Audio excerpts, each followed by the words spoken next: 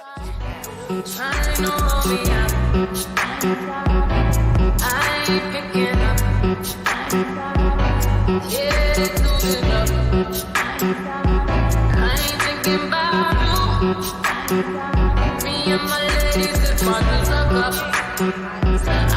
here to find my husband.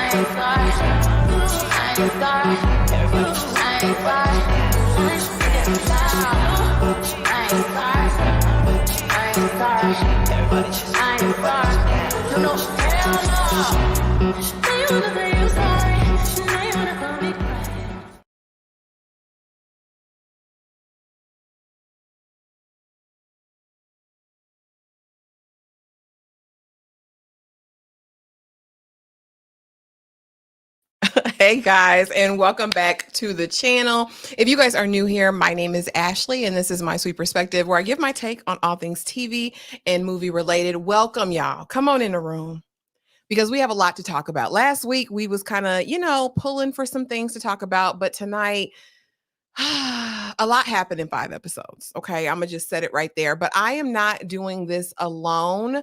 I am joined by an illustrious panel, and I can't wait because we really haven't talked about this behind the scenes, y'all. So come on in the room, be thou ready. Let's bring her up first, right? Because she be over there struggling, but I don't think the struggle is gonna last much longer. You know what I'm saying? I don't think it's gonna last much longer. How are you doing today? I hope not. I can't take no more. I'm wonderful. And I just want to say before we get started, Jasmine's mother, wherever you are, come outside. We're not going to jump you.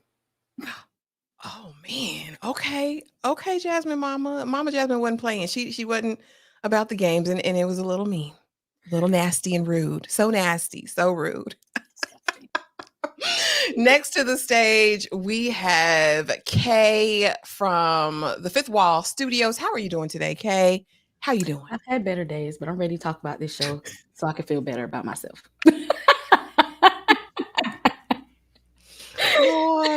Lord, it's gonna be right. It's gonna get better, friend. And last but not least, we have D Movie Man. Welcome, D. How are you doing today? I am doing great, and I am thankful for all the shenanigans that we get to discuss, because why not? Lord, there's a lot to talk about, so I'm not going to waste any time with y'all. We're going to get right into this because the people played around, especially this one. And they say no to drugs. I say no to Cat. Let's get Cat out of there, okay? Because the way that she played and made my baby cry, I'll never forgive her. I wanted to fight Cat. I wanted her to come meet me outside. But, I digress. Let's get into it. Episodes 5 through 9. Tyra, what are your overall thoughts? I mean, justice for Olli. Justice for Olli. Yeah, I said it. Yeah, I said it. I already knew you'll make that face. Justice for Olli. I do not like how Jasmine decided to integrate herself into their relationship. Like, girl, that's not your place. I did not like that. But, he didn't do everything perfect. We're definitely going to get into that. But yeah, justice for Olli. Demi, I say in the end, I was really happy to see her find her self-confidence and just really get into her relationship on her own terms and not be so consumed with everybody else's opinion. Cat can go to hell. Cat can go to hell. She can go to the fiery place twice. Because what you're not gonna do is make Freddy cry. I feel like if you don't want this man, she was icing. One minute she was icing him out and cold. The next minute, he's annoying. And then after that, he's not giving me enough attention. She was annoying as hell. And I was just discussing it with Freddy. Shout out to Freddy's sister. Because if Big Sis ain't going to pull up, ain't nobody going to pull up. Shout out to Freddy's sister for doing what needs to be done. When she said maybe she's just not good enough for you, you were like, I was like, I did a little holy dance, did a little two-step for the sister because we gonna get into Cat. Yeah, Freddie, you deserve better, baby. You ain't gotta do you ain't gotta put up with that. She ain't nobody. Yeah, once we got to asking about the aspect of him cheating, and I give you an honest answer, and it just felt like she was trying to create and look for problems because she was unsatisfied with Freddie. Girl, bring him on. Freddie, we can put them doors up on hinges together, okay? Brawny Paper Towel Man and his boring woman, you know what? They're boring together. They are, I know what to expect when we get a scene with them. It wasn't anything amazing, but they do look genuinely happy and fit together. So, yeah, but I wasn't waiting on their scenes at all. Tom over there and is that Maria? Child, get far away from that man. Once he decided that if you're a makeup artist, you're not of my caliber to be in my space type situation, being very judgmental, I was done there. I was just done with all of that. That's just not going to work, and I don't like the fact that they're wasting our time. Jasmine and Bobby, it was going so well. It was going so well before we met Jasmine's mother, because girl, the bitterness and the scorn, it's my best friend that was coming out from her mother was absolutely disgusting. And when she decided to be judgmental as far as Bobby's education, I was over it, and she could go to hell right along with Cat. Oh, Nicole and Benadryl. It's working. I wish that we could get beyond the situation with Sam, but it seems like we keep dwelling on that. And I just wish it was given, when Jada was like, we had an entanglement, like, just ask this lady, did you pass up on Sam because he denied you that sex and hit me up on the telly? That's all I want to say here. We're saying everything but that. She's like, I don't want to talk about that. It was just really annoying. I just wanted them to get that hurdle out the way.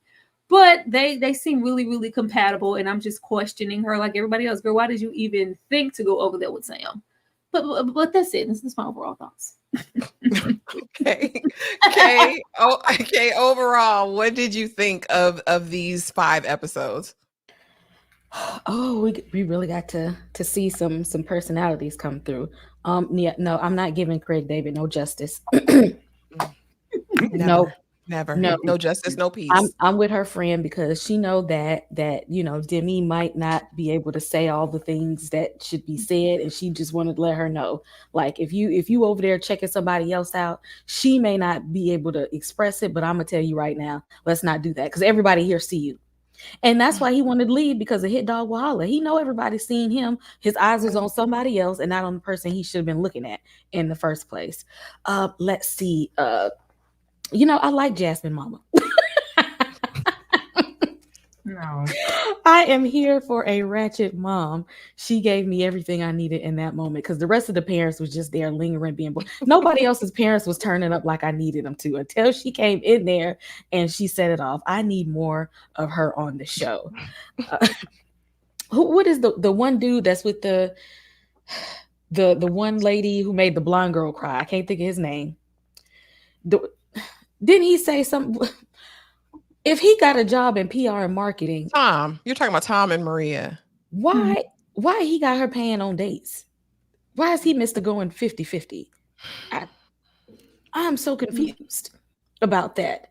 They gonna have to get that together, because she didn't even like the sound. Yeah, we gonna get into that. We ain't like the sound of that, and I just I have so much for Kat that I'm gonna wait for the slide because I got a lot for her. D, overall thoughts on these 5 episodes? Better or worse than the initial 4? I would say better. In some things were better, some things were a little more shenanigans related.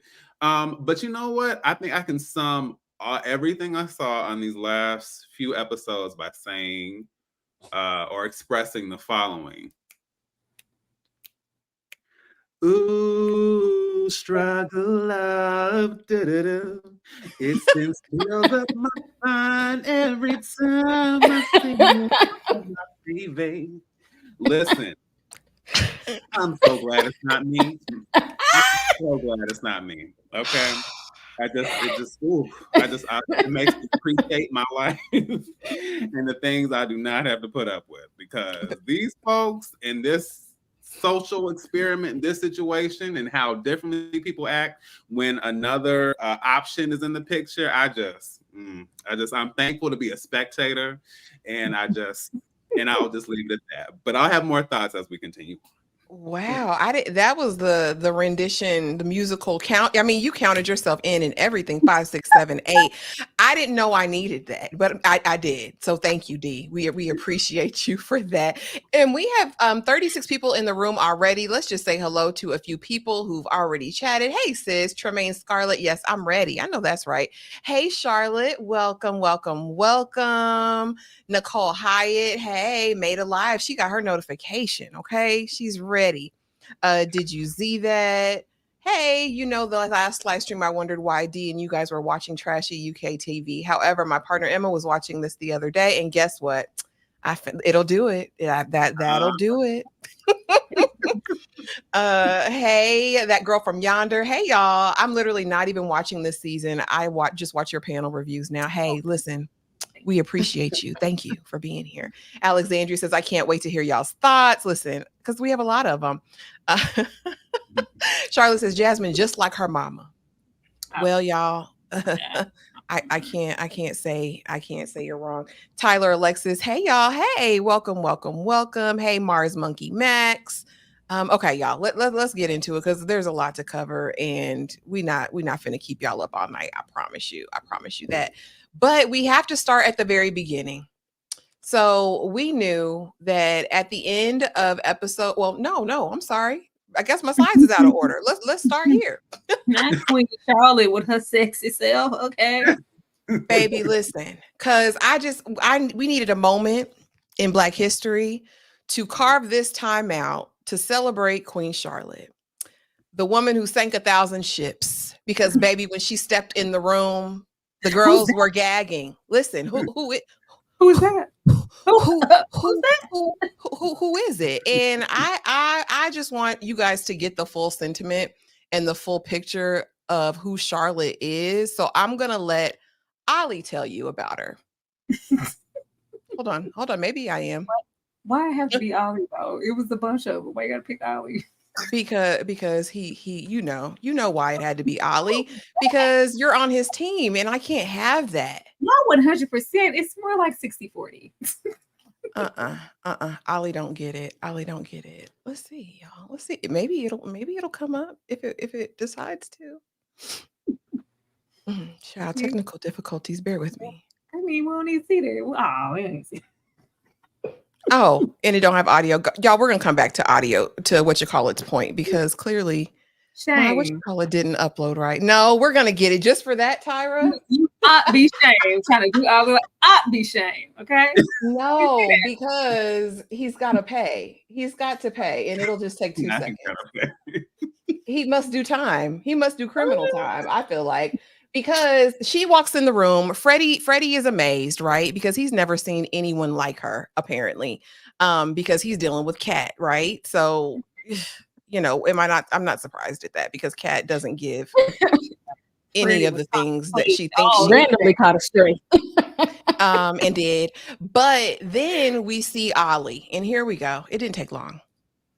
Okay, cool. Let me be 100, yeah? Wait, looks wise. Charlotte is mad. Berserk. Yeah. Sublime.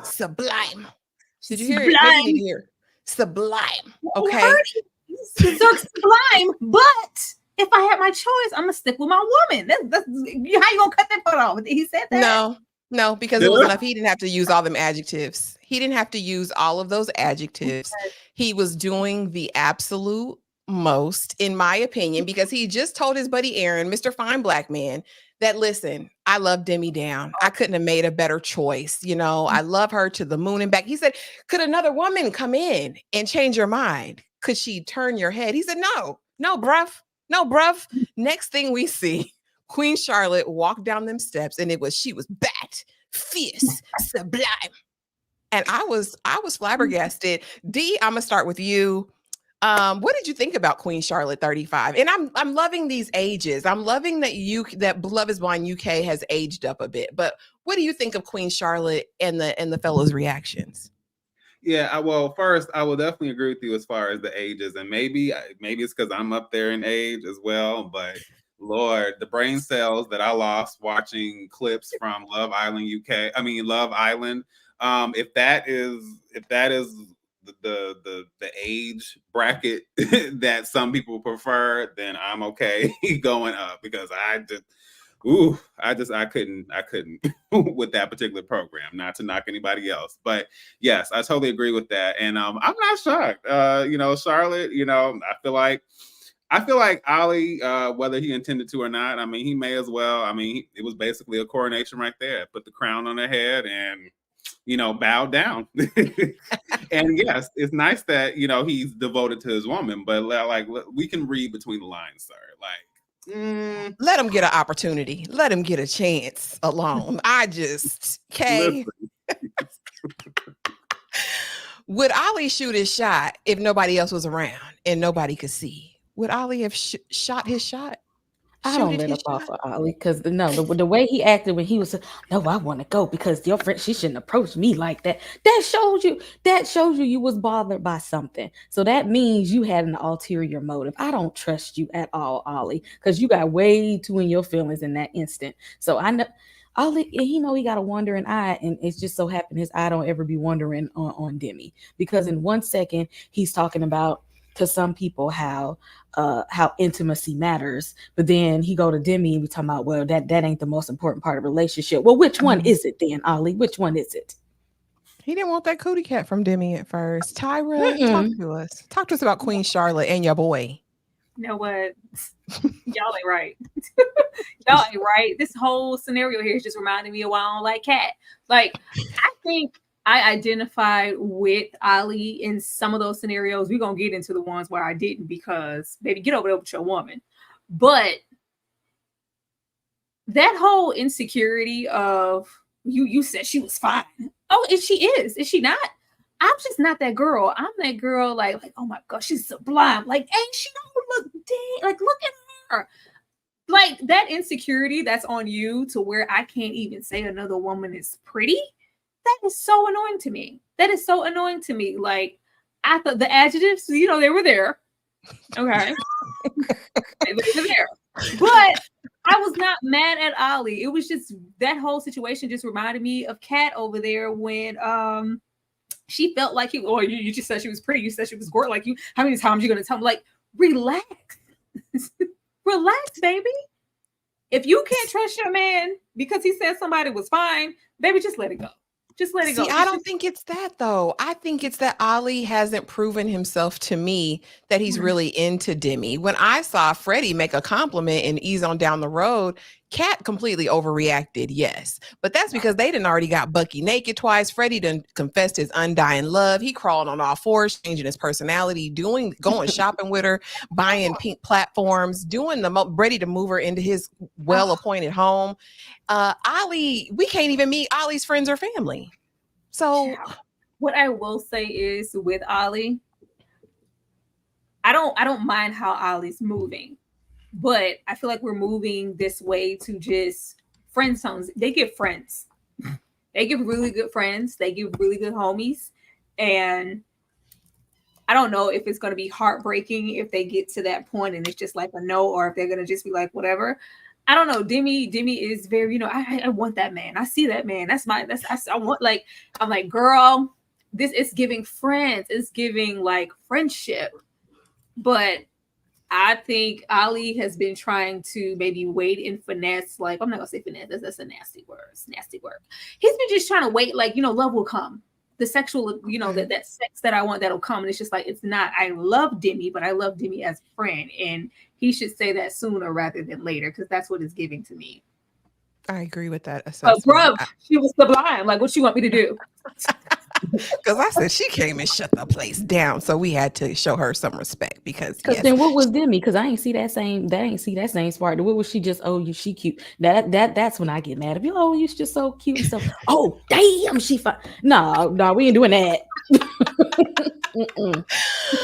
Oh my golly, gee willikers. Okay, so here's the next thing, y'all. And I had this to say, Benaiah Leroy Jones. What are you thinking? Why did you do this and what for? So we know she had made her choice, said, oh, I made the wrong choice. Now I want Benaiah back.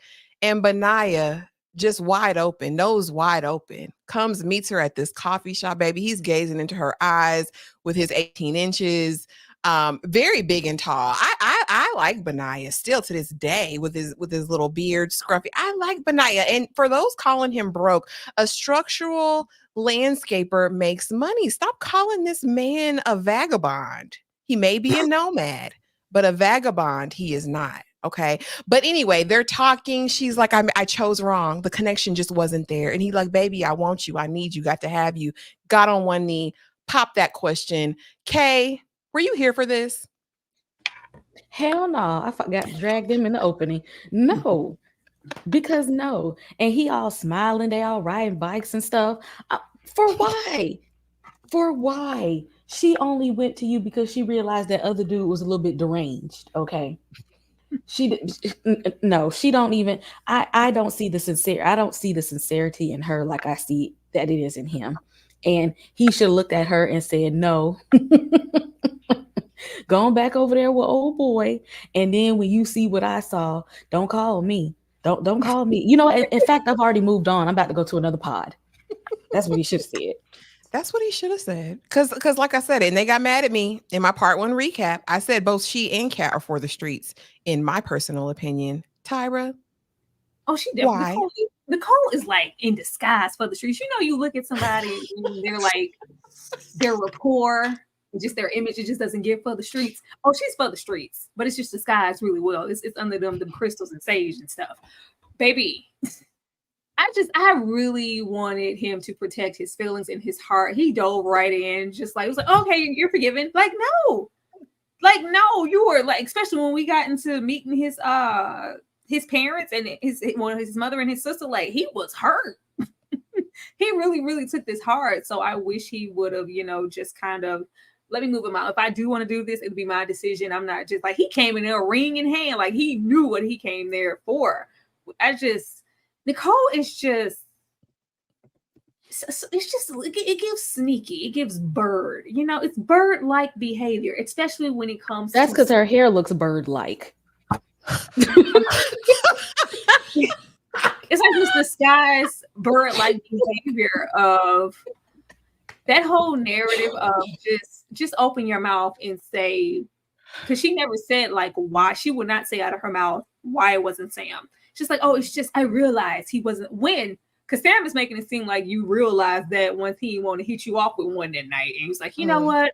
Maybe because she kind of did the same thing with Ben in those pods. Like, you're not giving me that validation, that reassurance immediately that that you want me, that I'm attractive, that I'm your wife. Let me go. Like, and it just kind of seems like, oh, let me go back to somebody who's going to adorn me and just whatever. Girl, he can do better. I don't see it. And she's just laughing all the damn time. That is annoying. A bulk of their conversation is just giggling. Like, get real. Riding on the bike is cute, but y'all need to have a real conversation. Thank you. And she don't need nobody. She need to heal because pardon me, but if you were really in love with Sam, would you all of a sudden be in love with Ben a day later? Like, I just don't understand this concept of love. But D, do you agree with Ben? Should he have taken her back, or should he have left her to the streets? Listen, to quote the TikTok icon herself, stand up. I just listen. Like I understand that it's all nice to be in love with the idea of love and not wanting to miss out on the one and not missing the opportunity, missing the chance, and so on and so forth. But here's the thing, and I'm going to repeat what I said last week. If Chance didn't get up and run over to New York on that season 1 reunion when Tango clowned her in front of everybody, then I'm going to need Benaiah to do the same thing. And figures and my thing is, it's my biggest issue is, as was said, what is the real conversation here? Like, it would almost be one thing. I still don't agree with the outcome, but I'm just saying, like, it would have been one thing if we're having a real conversation about what happened and what went down. And I I knew something was up with Nicole to begin with, but I mean, like the FOS effect is like really coming through because it's just like be real, be real about it, be real with yourself, if nothing else, and be honest about like I can at least deal with it if you're gonna be honest, but don't try to tell me, well, it was always you. I just like, no, it was not. Thank you. It was not. It was not, because obviously this wouldn't have happened the way it was. And clearly you were looking for something a little bit more than just a love connection, given what we hear later on. Well, so I just that was my biggest issue. And it's just like I said, I understand wanting to, overcome, love conquers all, but it's like you don't get to play me and cast me off and then get to, have the benefit of this moment. No, I feel like at the very least, if you were going to continue something, it should have been off camera. I just feel like, I just feel like I appreciate what Ben is trying to do here, but Nicole ain't the one for that. She was not deserving of the gesture and all of that. And I just the more I look at her, just the more confusion and delusion I see, and I just don't appreciate that because Ben deserves more than that. He'd be right, like, how dare you speak those harlot thoughts about my good Nicole? She wouldn't dare try to sleep with you. Like, he'd be really giving for her armor, and it's just not a definite. Well, yeah, I did do that, and he did. Like, what? Where is that conversation? Right. Because he need to know you a lot before y'all get married. Well, Sam was going to tell it, and we're going to get to that. In the moment I really knew that she was for the streets was at the end, and we'll get to it when we get to the slide. But basically, he pours his heart out like, no, I really don't want, well, we'll talk about it. But I knew in the moment that she was for the streets when she said, I just want to forget it. I could tell you, but I'm not going to tell you. I said, oh, she's like one of the dirty men who did the most.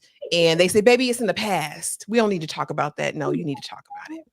So here we go, trouble in paradise, right? Because we had to talk about it because Jasmine gave Olli the business. How you feel, bruv? Like, do you like her or not? Oh man, I don't know. I don't know. But you knew about Queen Charlotte. I don't know, man. I don't know. It's a yes or no. I mean, did Jasmine, I feel like because she was maybe inebriated, overstepped her boundaries a little bit. But to me, her question was valid in protecting her friend. Demi didn't here. And I don't know, maybe we're being catfished by Demi. I found her Instagram the other day and she was laying it low, spreading it wide, dropping it like it was hot. She didn't seem like she had insecurity issues to me. However, listen, yep. However, in this show, that's the image that's projected. I'm insecure. I don't know how to feel. He doesn't touch me in public. He won't hold my hand. He won't be around with me. I don't know. Cat's talking to him. I feel, And so I think that Jasmine thought she was Captain Sava in this moment. Tyra? Okay. I was scrolling through Demi's Instagram. I'm trying to see what's up. Okay. Were the concerns valid? Absolutely. I just didn't like all the couples projecting on them. There's this pressure of, because I think I related because I'm not the most affectionate. Like, we don't have to be all over each other constantly to prove that we're in love or in like or whatever, putting on these airs for other people. So it's just like, let us get there on our own time. Like, this is the honeymoon, but we're still just getting to know each other. I've watched enough of these seasons to see the couples who instantly get it in on the first night and they're all over each other. And then there's those couples who wait and they need more time because this is just so different from what I thought it would be in the pods. Like, and then they eventually grow. I don't think they were given any time to grow. It's just like, oh, what are you doing to Demi? Demi's sad. Demi. It was like, first of all, Demi's a grown ass woman. Her and all her insecurities, valid situations, her concern over the situation with Cat, absolutely, because the way he beeline Freddy, like, oh my God, it's Cat. Oh, I'm like, but if you, sir, she had, valid reasons to feel that way, but allow her to address those things. Demi needs to open her own mouth. I didn't like Jasmine interjecting herself in that way, and I thought Bobby should have dragged her ass on. And I don't want to hear nothing about her being inebriated. Everybody had a little cocktail. She don't get that. She don't get that pass. Like, I was here with Olli when she was like, well, she's my friend. It's like, you don't even know her. We all met each other at the same time. Now y'all besties? Okay, whatever. But yeah, everybody was just so concerned for Demi. Oh, Demi, like, baby, Demi is grown, and now Demi's back into a corner. I'm happy. He makes me that's what I was. He was nice. He talks to me like we don't need that. Whatever their relationship is, they need to deal with that. It's not your job to step in there and do a damn thing. Worry about your mother. I wasn't here for that. So with him getting that flustered and frustrated, I was not mad at him. Like, I want to get the hell out of here. I feel like I'm an outsider here, and everybody's pointing the finger at me because you're not projecting what everybody else is projecting at this function. But Tyra, this wasn't all about Jasmine. Let's tell the truth and shame the devil. There was another conversation that took place. Where he felt called on the carpet because that raggedy heifer cat said, I heard you've been telling people that you broke up with me. And I really broke up with you. And she decided she was going to go around to everybody and tell him that same story. Then pull him to the side. And he says, no, bruv, that's not what I meant. You're lovely, girl. You're lovely. I ran it back because I was unsure. I was like, did he get in there and say that? He did. He's like, yeah, she took it well. Well, yeah, but here's the thing. He was going to break up with her anyway. He had his mind made up. She knew that. That's about Kat's pride, I feel like. I feel like she got an inkling and she didn't want to get embarrassed. So she did it. But like Freddie told her, right? What does it matter? You have me. And she was like, oh, it matters. I need to have this conversation. I need closure. And so I think in addition to what Jasmine did, I think part of his issue was that Kat, he felt embarrassed. I went and told all these people that I broke up with her, and now she's telling them that she broke up with me, and I maybe feel away. Kay, what say you? Why was Olli mad? And should he have taken it out on Demi? Like, it was like he was mad with her. Oh, I'm out of here. F this. Like, okay, my guy. He was. And she probably, I have noticed a lot of people who are very insecure on social media, they'll try to portray as a whole other person. I know this because I counsel some of them. So they'll be looking like a Instagram model, but be crying later on. So I believe she's still, because there is no way there is no way she would be sitting over there with Craig David if she wasn't secure within herself. Okay. Because and you could see the emotion in her mind every time Kat walked around, every time she came into the room, every time she was somewhere. She could just feel how his eyes was just always. And she's like, I'm right here. Like, I see you. I'm right here. Like, his eyes was on everybody else except for her. But then then when his eyes go on her, he mad. He got complaining, whine and stuff. I can't believe she said that to me. That was rude. Well, somebody needed to check you for looking at everybody else besides the person that's right next to you, and then acting like you ain't do nothing. Yes, you did, bruv. You did a lot. Posting stink. The Soul Child says, I can understand being concerned about your friend, but there is a such thing as doing too much. Jasmine keeping on emphasizing that Demi is insecure is what I didn't like. Now, I'll say this. Jasmine yelled it from the rooftop. The girl's insecure. She's insecure. INSECURE. She yelled it from the rooftops. D, what are your thoughts? She did that. That was her mama coming out then. He's reassuring. You need to reassure her. She needs it more than anybody here. Reassure her. It's like, ma'am. Her mom popped out then. Yeah, so I think there are levels to this. I am definitely someone who, I do believe in advocating for your friends and obviously being there and, making sure, there's no foolishness and there's nothing, no foolery running amok in the palace. Shout out to Mama D. But I think the thing is, I think you have to know when I feel like it comes down to place and time. And I also feel like it's about how you do that. So like, you ask, you see what's going on, if you maybe want to take the temperature, get temperature of the pulse that's going on, and that's fine. But I think to keep going and ask, because I feel like after a certain point it becomes antagonistic. And even for me, as someone who is very chill and laid back, and be like, all right, so at what point? One, if I've answered, I will say that's a huge pet peeve of mine. And I understand that Olli's behavior. I'm not explaining it completely away by this, but we do learn some other things about Olli that we're going to talk about. And I'm sure that also didn't help as far as the situation. But I think that you also have to allow for things to develop and progress. You can't just, okay, all right, what we doing? It's just like, I need you to back up. I need you to back up, give me a few feet and chill. So from that standpoint, I understood. So I understood the intention, but I do agree, like after a certain point, where are you not only overstepping, but not giving Demi a chance to advocate for herself? You know what I'm saying? Like kind of infantilizing her is not great and it's not really helpful, as if she's this poor pathetic person who can't make her way. I'm like, she knows how to deal with the situation. And I do think that I, as well, as someone who is not always outwardly, I can be, but I'm very chill, and I even have issues when people want me to express excitement in a certain way, and the way I express excitement can be very internal sometimes, and people will feel like, oh, why aren't you happy? Why aren't you having a good time? And I'm like, the way I process things is not the same. So I just think I understood it, but I think just Jasmine, as we saw later on, I think there were other aspects of her personality that were coming forth in that moment that weren't really needed. Okay. All right. Now let's get into the mixer. And this is before we get into the couples, honey, because the mixer was probably my favorite episode. I want to say this was episode 8, and this was predominantly the entire episode, right? This is where all of the pod squad comes and meets up with the couples. And, we already talked about Queen Charlotte's entrance, but we had another guest. We had good old Sammy come in the mix.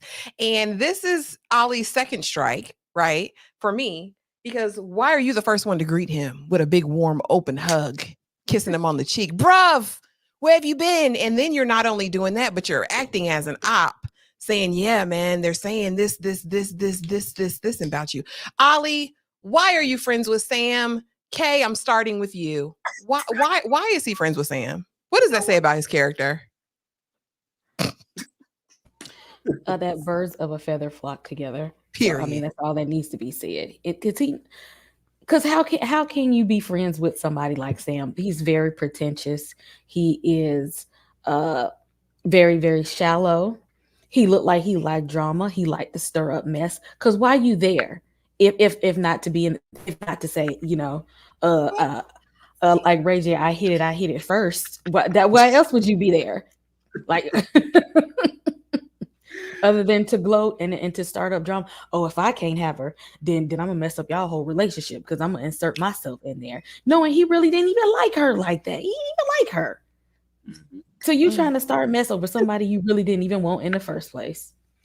Well, he looked like he sit up at night and plot, plan, and scheme. He probably writes in a journal, in a notebook, memorizes it, and goes onto these little things to see what he can spit out. And he probably talked himself in the mirror like Homelander. That's exactly what he does. Tyra, what does that say about Olli's character? Why is he friends with Sam? If you don't leave Olli alone. Olli alone. Olli greeted every single bruv that came down the stairs with the same energy. Bruv, it's my bruv.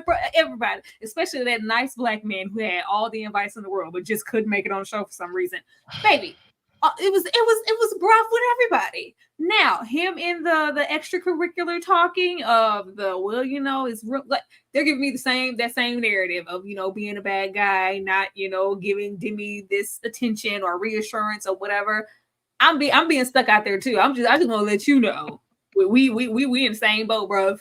We be getting the same treatment. So if there's a moment, and I don't know why I wasn't mad at Sam for showing up. I wasn't mad at Sam because Nicole shouldn't have left room for him to show up and say anything to her man that she shouldn't have disclosed already. He want to show up and da da da da da da. Ben should have been able to say, bro, I know that already. I know that already. And she's with me now. Take your little dead man's bracelet or whoever gave him bracelet. I don't know. Take your bracelet, take your ring, and go on your way. I just want to let you know that I know you trash and I don't want you to disrespect my woman.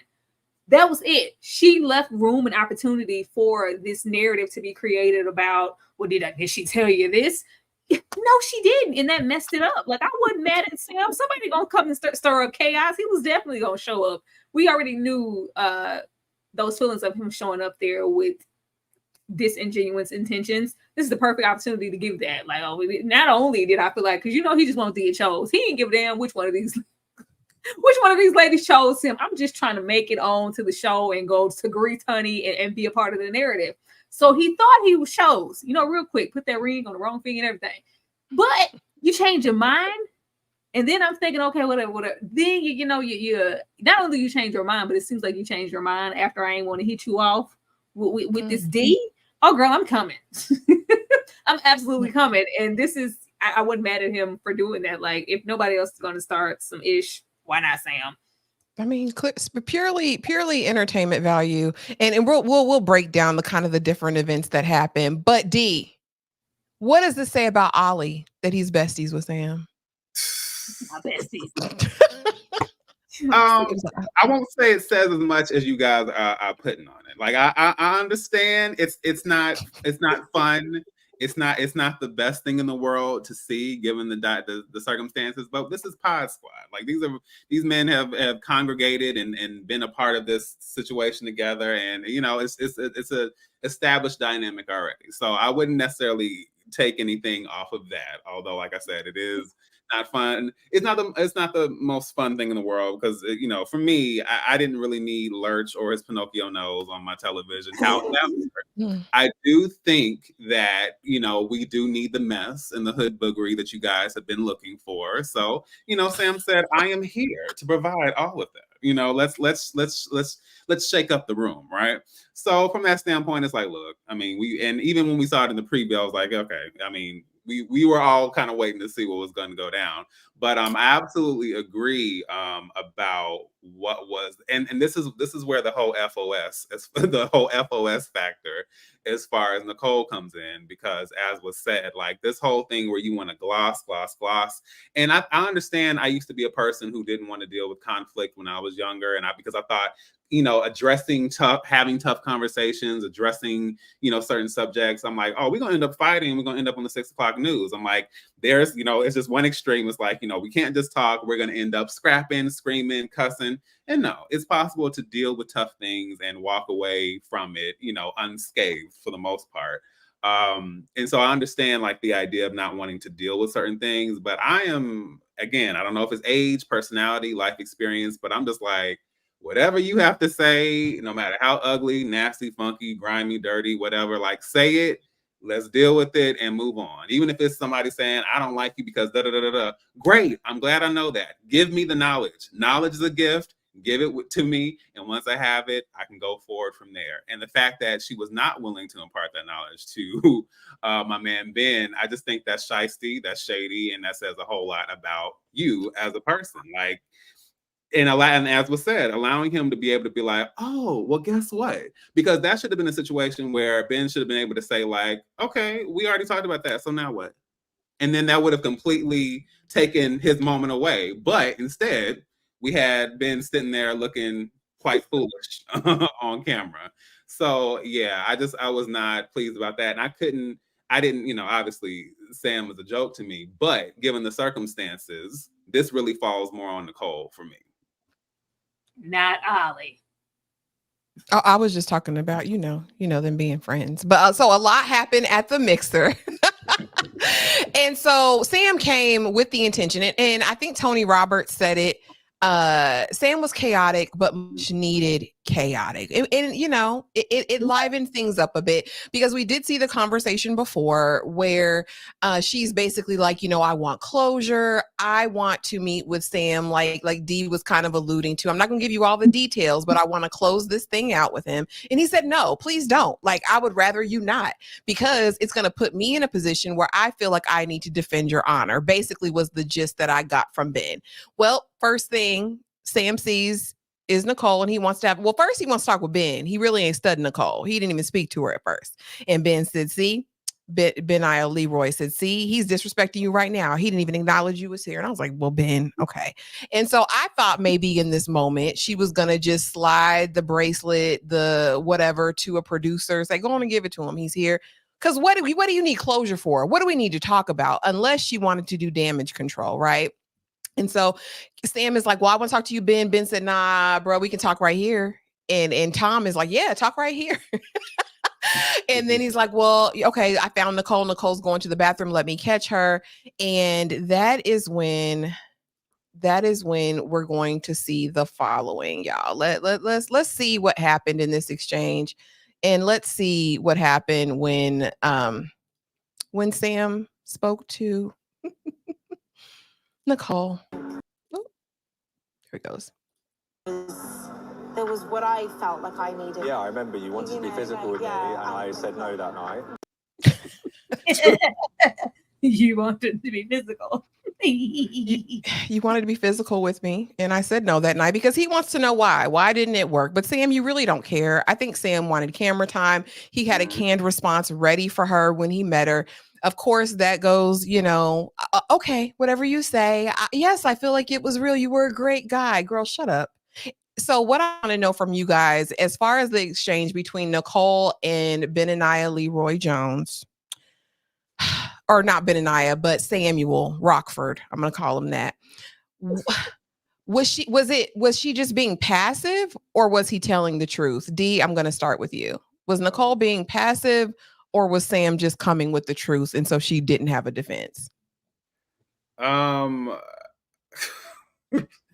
As I said, I just think here's the thing. As you said, it's clear that Sam, because I'm assuming that he didn't plan for that or he might have been planning for a conversation to happen with Ben. But I feel like no matter who he had the conversation with, no matter what camera time he had, he was going to let somebody know, like, oh yeah, there was that thing that happened. You remember? And the way he even brought it up so like quote unquote casually, like, oh yeah, just, you know, like you want to get physical, and you know, and I wanted, and you know, that's how things worked out. It was just yeah, let's just slide that in there, very smooth. But I definitely think it's true, and because the thing is, Nicole already showed that she was willing to breathe. Oh, hey Shayna, what's going on?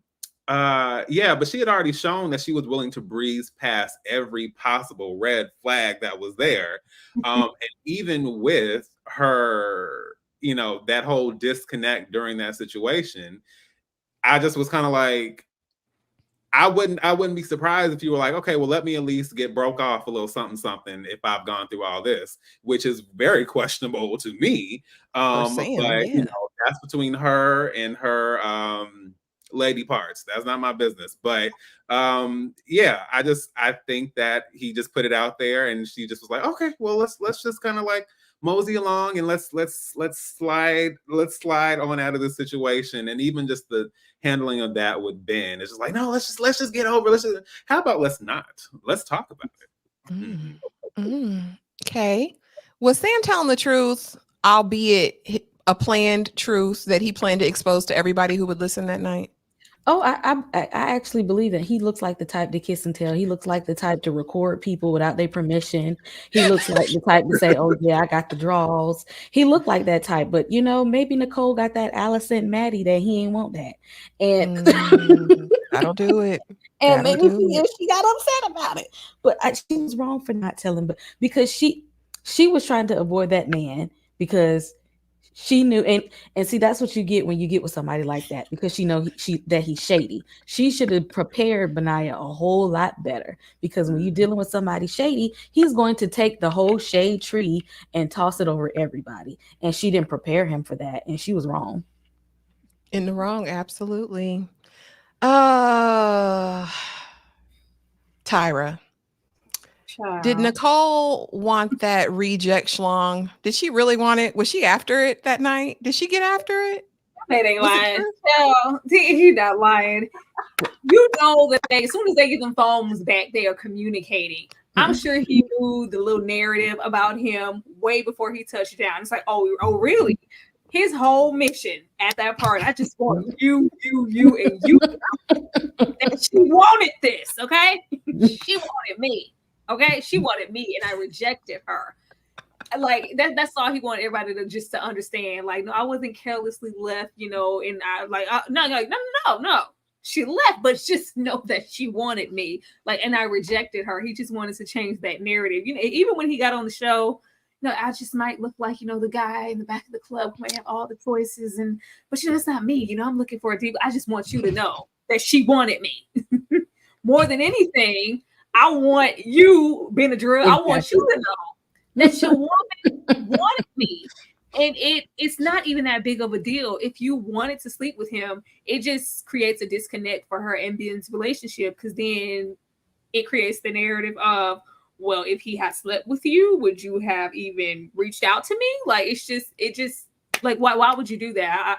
It's making it worse that she's trying to just gloss over it and not talk about it. It makes it feels like there's something bigger there. And even I was like, girl, just even for Ben's sake, just call him trash. Ben just want her to acknowledge him trash.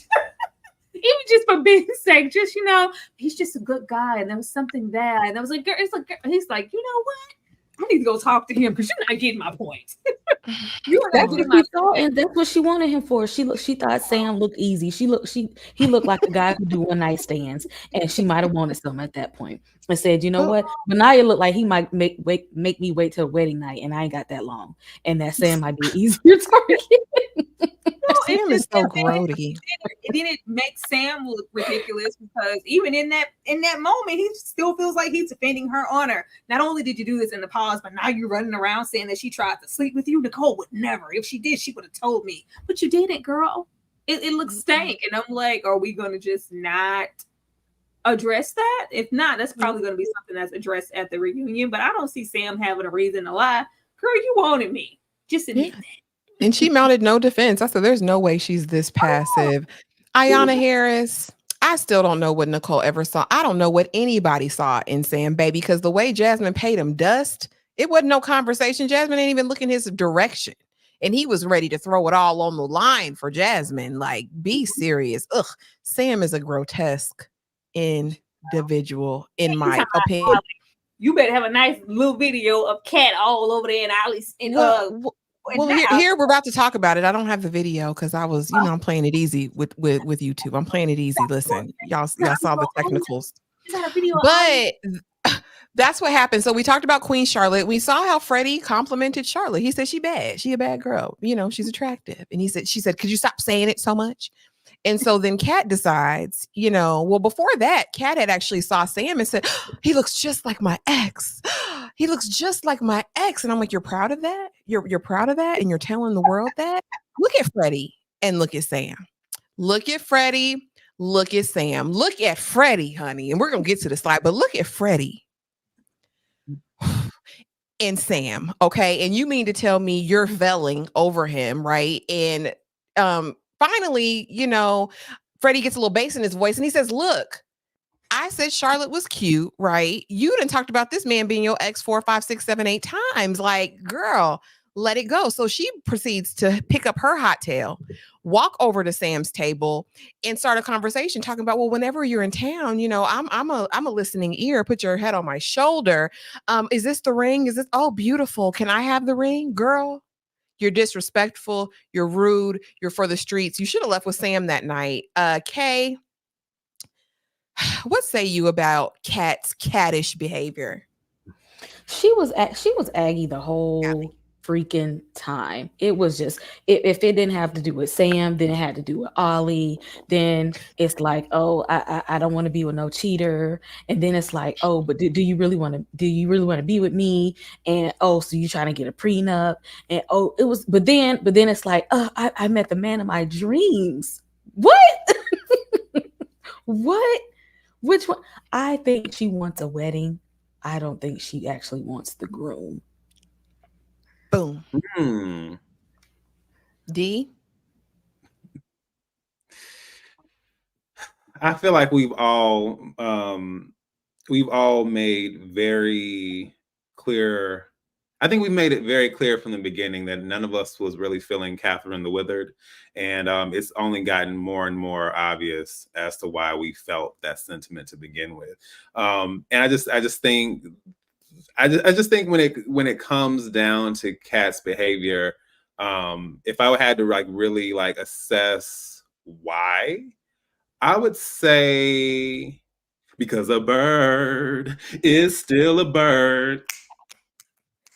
Baby girl, you're still a pigeon. Listen, the feathers have sprouted a long time ago. Okay? Not playing with you, it's been bird behavior continuously. Okay? I can't deal with it. It's tiring. I can't deal with her. And I just need Freddy to go and free himself a la Fantasia. If you don't want me, then don't talk to me. Go ahead and free yourself. I want more for Freddy. You know what I'm saying? Please. You can do better, Freddy. Free Freddy. Free Freddy. It was you finding the note for me. For a bird is still a bird.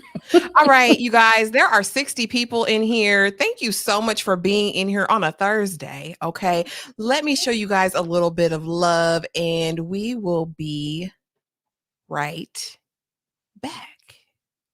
Maybe.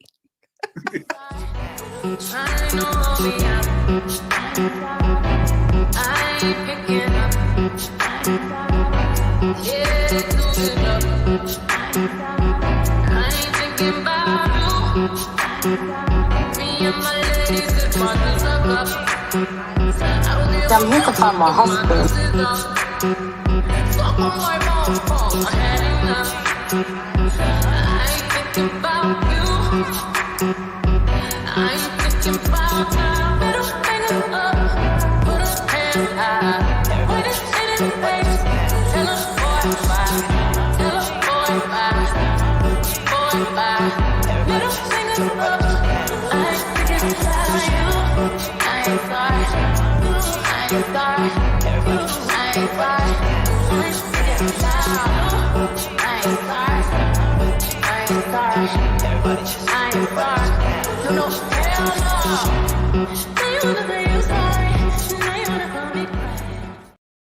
Oh, Lord have mercy, y'all. Let's get back into it.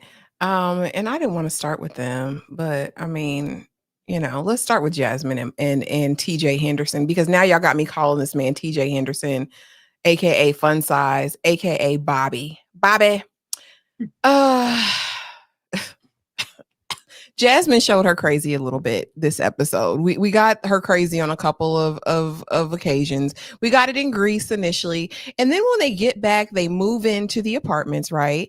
And she's talking to Bobby and she's like, I'm nervous about the social media. I've been, that's been an issue. I'm very jealous. She's self-admittedly jealous. And she pulls up a music video from 2003 and says, who is this? What's going on in your music video, Bobby? What's going on here? For me, jealous people, it's not something that goes away very easily. I think he is in for a world of hurt. Later on, towards the end, we see Jasmine's mama. We see where she got it from. She got it honest, but mama is on a whole different level. When I tell you this mama came in here and insulted everybody intelligence who didn't go to college, like she said, it's very difficult to communicate with uneducated people. Girl. Okay. Since you liked Mama Jasmine, talk to us about Jasmine and Bobby's evolution and talk to us about Mama J. I mean, she really dug deep for that one. Like she said, I'm going low for that one. And I mean, but I actually do be having concerns about his employment options, because you are a professional shopper. I'm still confused though.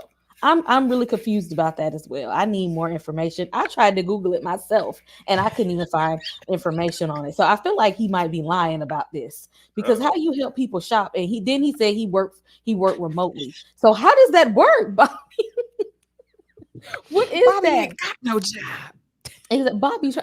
Bobby trying to? You know his job is he's trying to be a reality star because he in the music industry. You know he got this hair that he needs to just grow it out, Bobby. Just grow it out. I think that would help you, and you wouldn't look like smart guy if you did that. But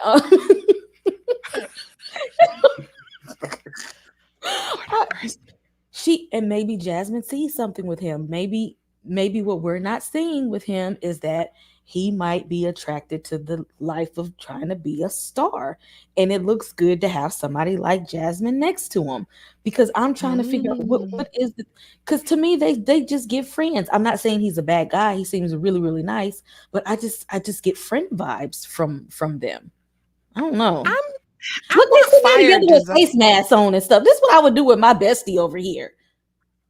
I want fire, desire, and passion, and they don't give any of that for me, unfortunately. But I know this: Bobby better not be keeping no secrets because Mama J gonna find him out. Tyra, you had a strong disdain for Mama J. What do you think about Jasmine and Bobby's evolution? And talk to us about Mama. First of all, Bobby is a super intelligent fly young gentleman. Which I do is playing on Bobby's top. Bobby said he got a job, and that's all we need to know. As long as them bills are paid and them checks are cleared, I don't care what you're doing. I knew she was a hint of diabolical when she went and found this video. Body over there says a little bop, y'all. I wouldn't listen to it. I gave it a little 1-2 step. I wouldn't have found it. Yeah, girl, don't. This is some super. This is a music video. Get over it.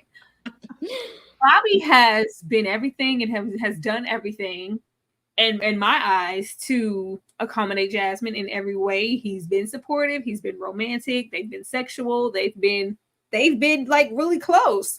So that has been a problem. I don't think I don't get friends from them. I don't. You get fire, desire. You get passion and heat. What heat? Ain't no heat between none of these people. They just met last Thursday. I think she's sitting on her mother's tendencies. That's what I need Bobby to be aware. Y'all talking about Jay? I need Bobby to be aware because baby, that's been her mama for all of her 30 whatever years of life.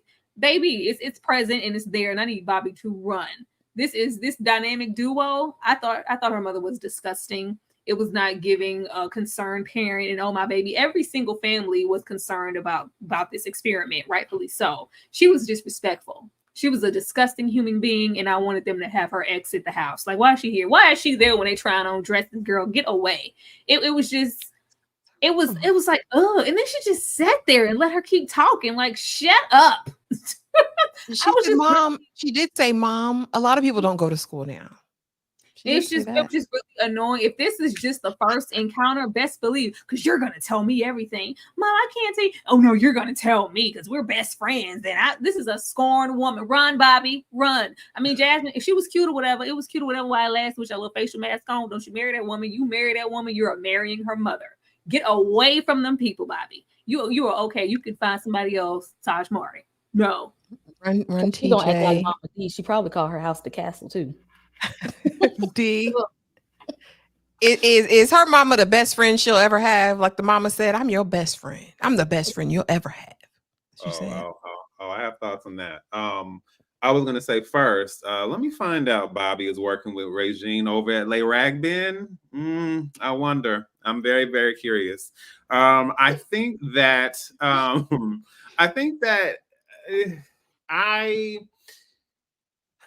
they have potential together. Although, I don't appreciate blackface. I can appreciate that they have, opportunities to bond together and, and relax and have leisurely time and all that kind of stuff. I feel like Bobby, questionable, career aspirations aside, he seems to be very genuine with Jasmine, but listen, they say the apple does not fall far from the tree at all, and the apples are rotten. of questionable quality, because I just think that, and you know what, it reminds me, and granted, character is character and personality and all the things that's all that is very obviously there regardless of whether the cameras are up or not. But I have told certain people in my life, like, you can't be on reality TV, right? Because I have friends, I have family members who can feel like will say whatever. I'm not saying they would say things like this, but like some folks get on. I just know, like, if I were to be doing a reality show and I brought you on camera, like, it would be over. Global cancellation, right? So I just think the fact that she couldn't even convince her mother, or her mother didn't even think enough of the fact that she's on the show to not say stuff like that, and even think about just the way that would be received is wild. But yeah, I'm pretty sure her mother is her best friend, and she can be her best friend for the rest of her life, and living together, doing your hair together, talking, doing all the things together for the rest to the end of their lives. And that's what's going to happen if she keeps it up. Okay, y'all. Next couple, and we're gonna make light work of them because I'm bored. And Tyra kind of explained it in her overall thoughts. Maria and Tom. Tom is an elitist snob who kind of gives Colin Firth when Colin Firth was younger, y'all. I can't. I mean, I think Tom is a little taste of handsome, okay? But he's elitist. He's a snob. He doesn't like the fact that she's a makeup artist, and she says that according to her culture, right, her Muslim culture, he needs to be the breadwinner, especially when she start popping up them babies. She's not trying to work. He needs to maintain the household. He goes to the mixer, sees Tosh, who could have been, and says to Maria later on that, she told me that she was in love with me. Baby, that's not what I heard her say to you. I heard her say in the pods, I thought I was in love with you. Tom is messy after seeing that. And finally, Maria says, I'm not paying your mortgage. So we're going to have to figure out a living situation, because here's what's not going to happen. In 6 years, I'm not going to have paid half of your mortgage and you get to live scot-free and I'm left with nothing. In a nutshell, to me, that's what happened. Tyra, talk to me about Maria and Tom. Do you give this a go? Like, do you feel the heat, the fire, the passion with these two? Oh, Maria already got one. Her Maria bags are at the door, okay? Maria ain't going away with this man. Like, absolutely not. They have different, it's not just the religious part. They have completely different values in life, like as people. Like, why are we even here wasting time? Like, at least, the past couples, they at least fake it. This is just so disconnected that it's not even funny. Him, like, yeah, I needed you to give Tom all the smoke you was giving Olli, because baby, the way he was like, oh, who's that? Tom was excited. Who is that? See, oh, that's Tosh. Oh, it was Christmas morning. It was Christmas morning when Tosh came down them steps. He was so excited and just thinking about what could be. And I know we spoke last time about him seeming like in the pods he was prioritizing what he thought they would physically look like over, and he clearly thought Tosh like, oh, you don't look as geeky as you're looking kind of good. It's looking kind of good. It's just not there. Even him meeting with the family, I'm like, why are we wasting time? They crying and stuff, it's just like, they ain't going on. Y'all be okay. This ain't happening. This is not happening. And I think she knows deep down that this isn't the man for her. But I guess, y'all not obligated to see these experiments through. You could walk away now, can't you? Do they have to make it to the altar? I wonder. I know, like, Married at First Sight contract says they have to be available for filming, even if they don't choose each other to stay married. I don't know what love. Well, Love is Blind had a lot of scandal stuff going on. They said they didn't feed these people. They made them stay on indefinitely. There was all kinds of labor lawsuits going on with Love is Blind. But that wouldn't be the reason to stay, in my opinion, because she literally seems disgusted by him at moments. His mama ain't down. His mama says she ain't coming to the wedding. His sister came. They seem to like her. But again, I don't see it either. I see he's 50-50 and she's like, my man needs to be my man and take care of these bills. So Kay, what you think? He was so much 50-50 though. I thought he was just like, is it really that big of a deal if you happen to pay for ice cream or pay for a dinner or two? Like, is it really But you can't say that in the same breath and then, well, I'm not paying half. Girl, you're not paying no mortgage. Okay, bye. Well, I didn't get that mortgage thing either because I would think she would just pay the household bills maybe, and he would pay the mortgage that way. Because she's gonna pay that wherever she lives. Nothing. With the way that this experiment works going in, it may be a situation where it's just like, okay, whatever, baby, it's whatever. And then but right off the bat, I ain't paying no bills. Don't, excuse me, I don't do that. And I don't know why these don't come up in the pods. I don't know why.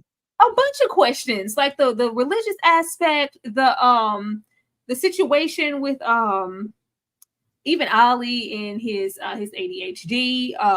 It was so many situations. I was like, y'all supposed to talk about that stuff or bring that up before y'all ever even got to this point. Okay, Maria and Tom, are they gonna say yes? They don't need to, because how you on one hand have like this classist attitude about somebody's employment, but if you're gonna have that attitude, then you need to commit and say, clearly you're not gonna make as much as I am. I got you on the bills part. You ain't even got to worry about that. Because why would you make her buy her own ice cream? Like, really? That should have been it right there. On the first day, I gotta buy ice cream. You a PR, you're a marketing exec, and I gotta buy ice cream. That should have told her everything. That's what I heard. He said, I think she was trying to test him. He said they were standing there and she was like, I'm about to pay for the ice cream. She was like, oh no, babe, I got it. And then it was like, okay. And he was like, oh, he's gonna let me pay for it. Girl, what you offer for? She offered to pay for that ice cream. I'm just saying, don't offer if you don't want to pay, Maria. And then that was her dumb behind for actually doing it. That she could have said, oh, you was gonna let me do it, and he could have said, oh, never mind, I got it. But she should have been like, she should have did like some people. I left my wallet at home. Go ahead and get this $2 ice cream. If it was that serious, like if they're clashing over that, that part is not gonna get any better. Y'all are not seeing eye to eye in the area of finances, religion, and occupation. And the only reason he wanted her was for the physical attraction anyway. He probably got that, and he good now. Like he's like, I didn't hit that, so I didn't hit that. He clapped them cheeks multiple times. Yes, he's good now. He's good. Was you gonna say something, Tyra? Then I say he trying to get him some Tosh now. Oh yeah, he won't Tasha. And she acted like she wasn't pressed in the mixer. She said, I don't care. I don't mind. She said it like 18 times in the confessional though. Like, oh, I don't care. I don't mind. I don't mind. Well, I don't care. Crying. D, does Tom want a shot at Tosh? And why did he lie like that? Saying that she said she was in love with him still. When that's not what I believe she said to him. He's wanted to validate his own feelings because what she confused me. She came at me with like, no, you were trying to come at her, sir. It's I'm telling you, I'm just saying, if given the opportunity, I think we'd be hearing, got me some Tosh last week, y'all. Got me some Tosh last week. You know what I'm saying? Like, I could, the energy, like it just left out. And as far as so Tom is not being real with himself, obviously.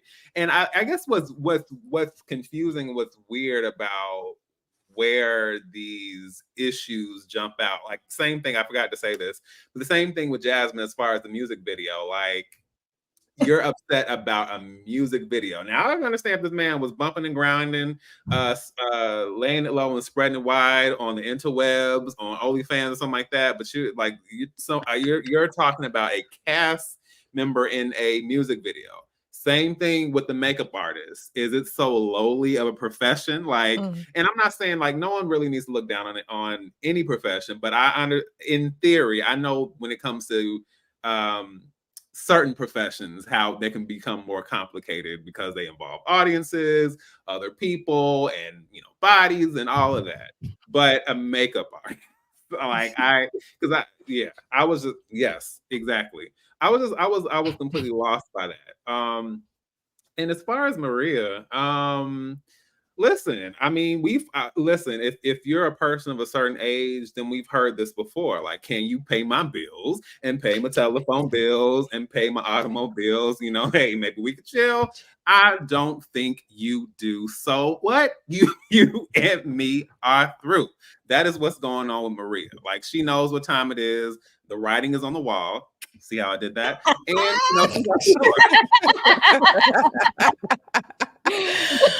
Oh my goodness. Next we have Steven and Sabrina. Y'all know I had to do it because my man Steven, when it came out there in his Speedo and his manties, and I was here for it. He said, check me out, baby. And he had one every time they went swimming. I said, his man like to be naked.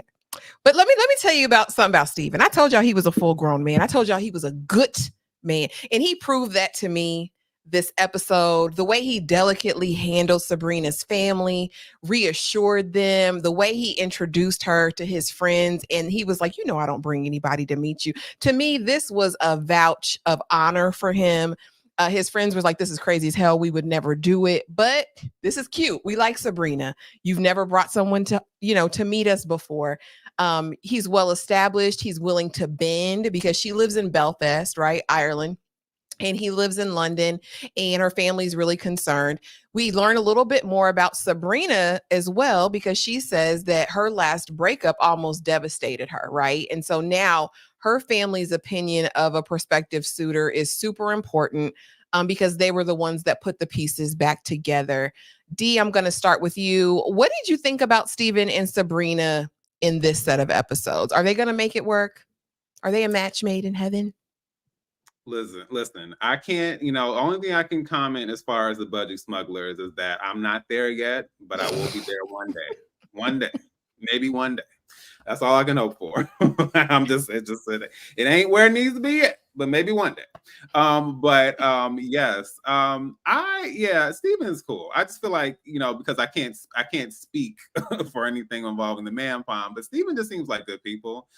So Steven just seems like somebody I would, even if I could, just as far as like friendship and all that kind of stuff, he just seems like a good person to be around.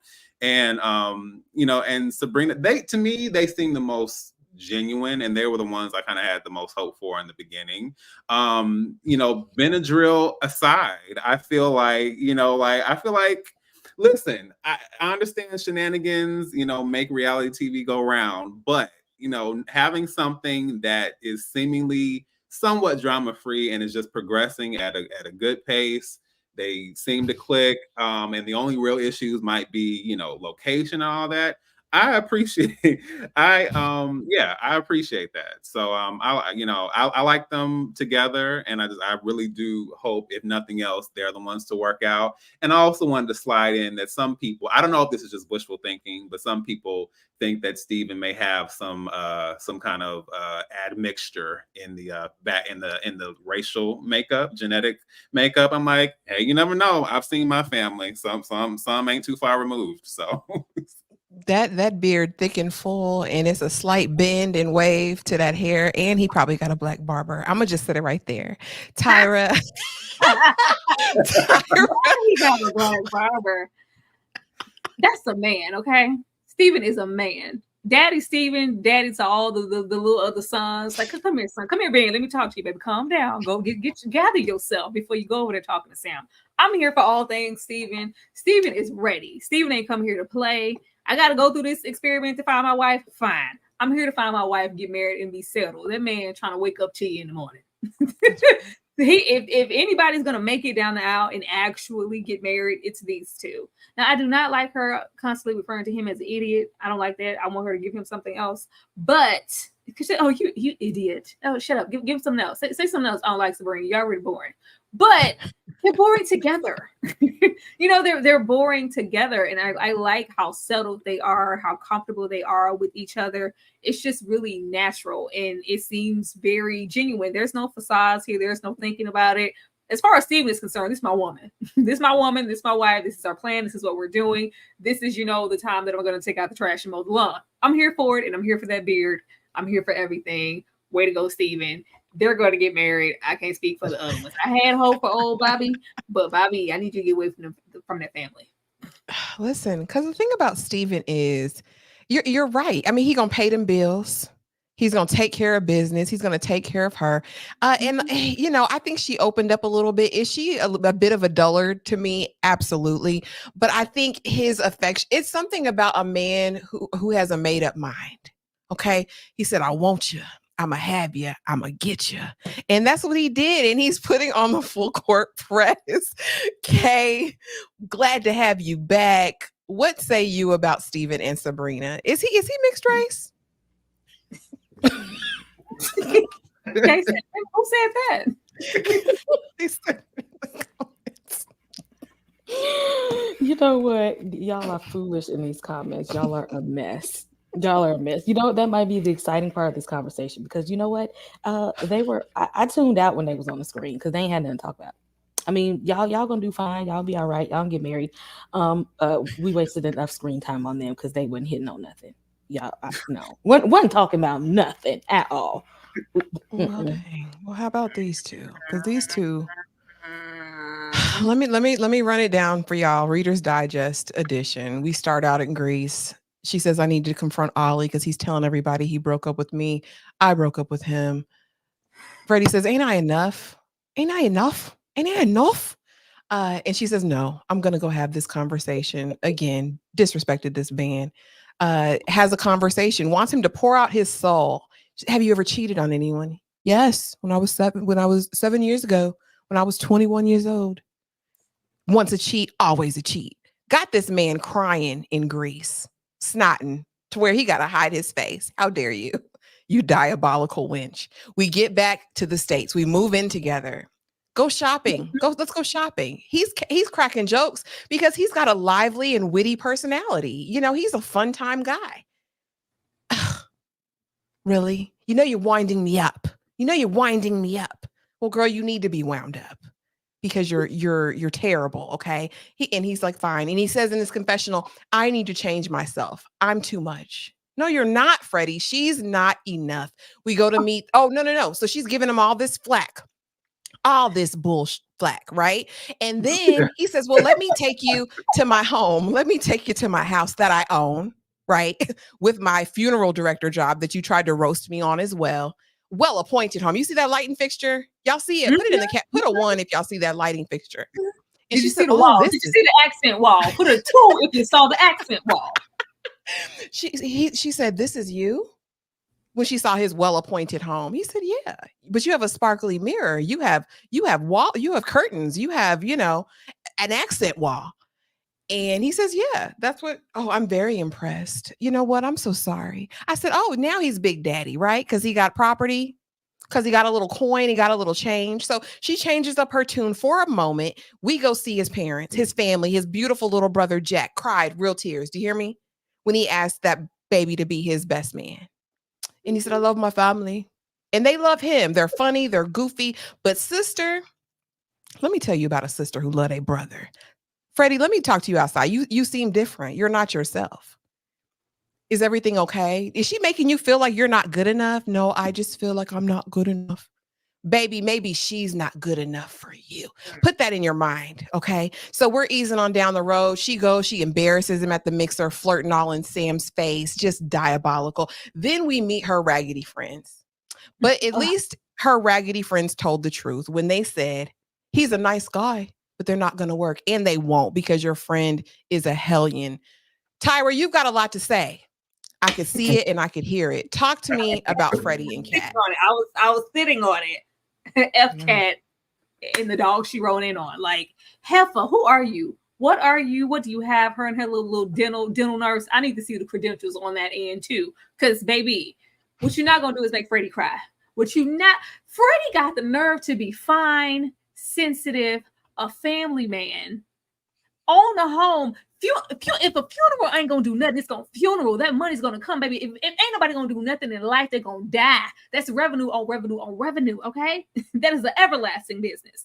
I didn't even like how she acted when she entered the home, looking all up and down, because it's the work in progress, baby. I ain't put these doors on it. Oh, is that a spider web?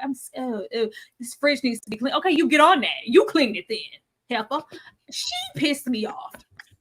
She pissed me off because for her to like gaslight Freddie into thinking that like she's hot and cold. One moment he's thinking like, oh, we're everything. She's loving me, blah, blah, blah, blah. The next minute you're getting on my nerves. You're winding me up. Happy, I wish Freddie would wind me up. You better take that wind up. Freddie's like, yeah, he didn't say, heifer, I don't want to come to this store with you. I wouldn't. They was like, no, I probably just, probably sit here, watch you shop and swipe my card. That's probably what he was gonna do, heifer. You messing it up. You messing up a good time. Like, I love the sister for pulling him outside, because this isn't you. This isn't you. Like, don't let this heifer come in here and make you doubt yourself. She ain't got nothing. She ain't been nowhere. Ain't got nothing. She looking for something. From my understanding, the job ain't jobbing, even though that title's there. The money ain't moneying. You want to be kept. You want to be the center of attention. And then on top of that, you ain't got no home. You live with your parents. Well, girl. Oh, and I'm sorry, Tara, I didn't even mention this, but touch on this before we get to the rest of the panel. He finally puts his big boy draws on by the end, right? And he says, listen, I ain't leaving you nothing. If something happens to me, are you going to sign this prenup? Because it's going to my sister. Because he's making provisions in the event something happens to him that his brother's going to be taken care of if his parents go. I said, that's a man. Like, where are you going to find? And she had the audacity to say, why would you say something like that? Go ahead and speak to that real quick, Tyra, and then we'll get to the rest of the panel. We already know what she wants. She want to be, first of all, she's a diabolical wench, as you stated, harlot. She want to be the center of attention in a stir of chaos, which is why she won. I need my moment with Olli. I need closure. I'm going to go over here. Oh, you're not giving me. She thought she was going to get with Freddie. She was going to be kept, and she was just going to be the center of his universe. No, Freddie's like, I'm not a himbo. I am, handsome and all this good stuff, but I'm still my own person. I'm still a businessman. I'm still a homeowner. Which, what do you have? She thought she was finna lock and load it in. And baby, if something happened to you, go leave it all to me. No, ma'am. Now, do I think Freddie is the type to just leave her ass out? Absolutely not. But I'm going to make sure my family's okay. I'm going to make sure what needs to be in place is left to my sister and my brother. And if, you be a good little wife and clean this goddamn refrigerator, I might leave you some too. But we couldn't even get to that part. Like, she just disgusted me all the way through here. And I did not like how she was treating Freddie, because if you just look, like the family was saying, if you just look at Freddie, you would think superficial thoughts. Oh, Freddie knocking him down. Like, Freddie want a woman. Freddie want a woman. Freddie has a home. He want a woman to stand in that little glittery mirror and, be in the hallway with his sconces. He is prepping for a family and to be settled. And if you want to pass up on that, girl, bye. Somebody else will get with Freddie and rock Freddie's world. They ready for him. They want him in The Bachelor. That's what they saying on TikTok. But and also here's the thing, Kat. We can't trust you to take care of Jack. You're not going to take care of little Jack if something happens. And also, why are we mad at a prenup when a prenup doesn't say she doesn't get anything? Right? It says maybe if it's a condition. Maybe if we've been married for 10 years and have babies, it's a document that you guys draw up together. He needs to protect his family, Kat, because you're dangerous. And I hope he stays far away from you. D, talk to us about Freddy and Cat. I've already had a lot to say about Catherine the Withered and why I cannot deal with her or her shenanigans. And as you said yourself, Ashley, in your review, like Cat, just the way she moves through the world as if she's giving something that she's really not is already comical in and of itself. But that aside, I don't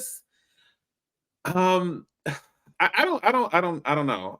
Kat just seems to be, I don't know if she's just generally miserable or she's just miserable because she is like now in the situation that she doesn't want to be in and is just trying to find whatever she can and stir the, just muddy the water so she can escape. But ultimately, I give kudos to Betsy Dora and her two names, yes, for putting her brother on and saying what needed to be said, because it's just very obvious. It was already obvious, but it's even more obvious now that Kat just ain't that person. And even going back to, because I didn't mention anything about the Ollie thing, it's just like even that.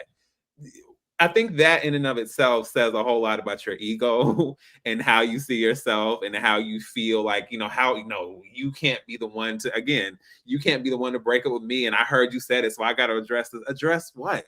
What is there to address? Like, what is it? What emotional state are you stuck in from high school, whatever grade, that's how you feel? Those are the issues you feel you need to address. And then when it comes to Freddie, like how she handles him and how she talks to him, and I'm just like, I don't think she realizes, and she doesn't have to, but I don't think she realizes how many women, and other folks, I'm sure, but I don't think she realizes how many women are like, are waiting with bated breath for this woman to drop the ball so they could. I'm telling you, they are finding Freddie's address, his family's address, like they are looking for this man. Because that's a good man. Right. And they don't build them like that, where they're beautiful and kind and loving and caring and gentle. Like, listen, like even without the same feelings that you guys have, you know what? I would want Freddie to tuck me in and read me a bedtime story just so I can hear his accent. Like, I just like I don't know. There's just some good energy and some good vibes about Freddie, and yeah, he deserves a whole lot more than this. Cat ain't the one. Send her to the pound, please.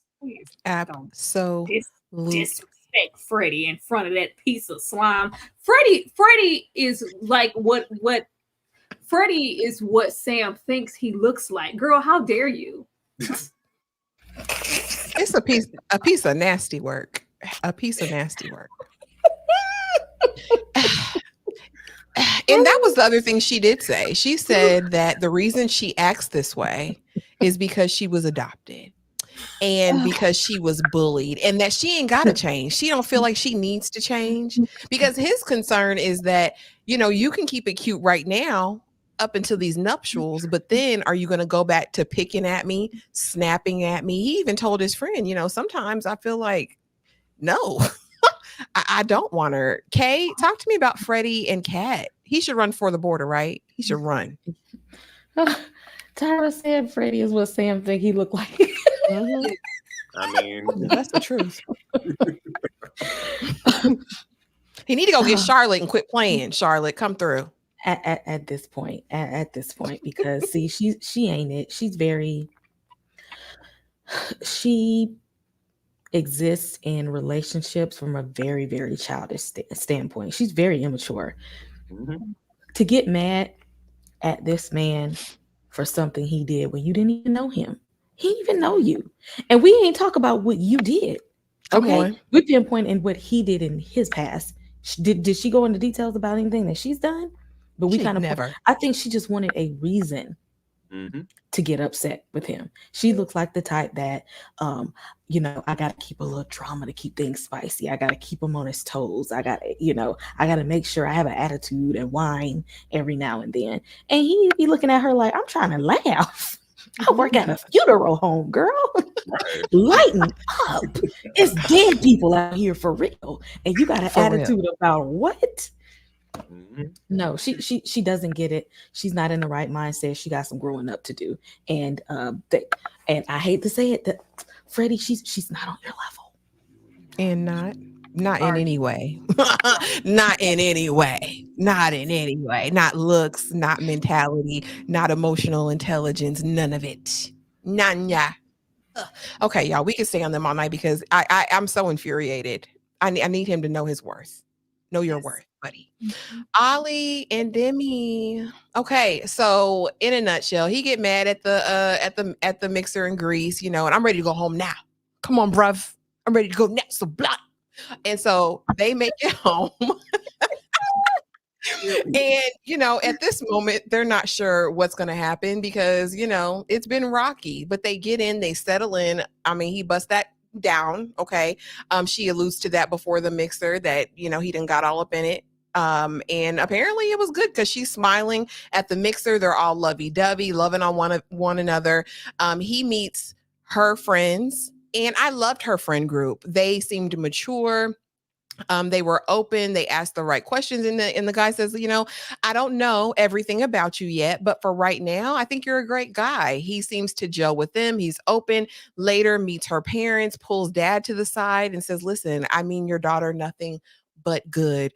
They're interacting, but again, you're getting the friend vibes. You're not getting heat, passion, fire, bend me over this balcony railing.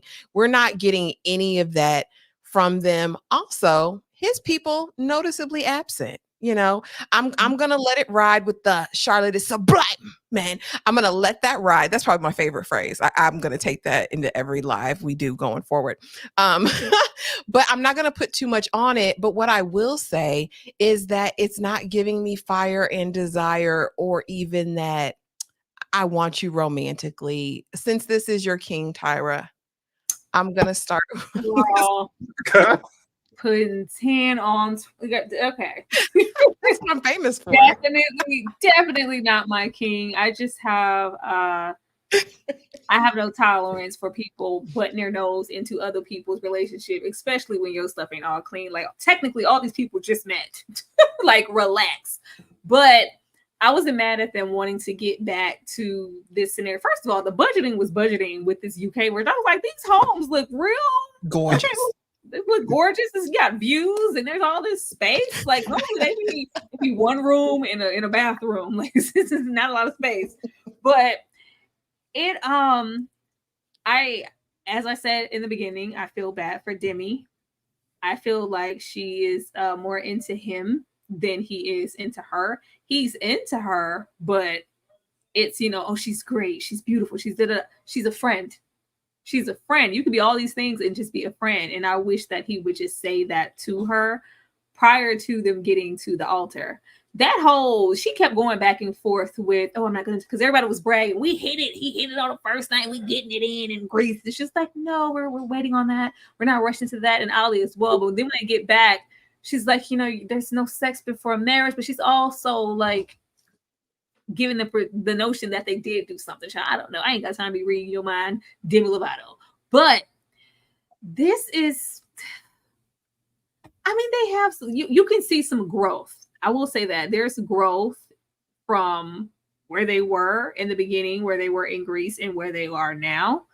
And I do like that Olli seems to be opening up to her, but it's nothing to the point of marriage.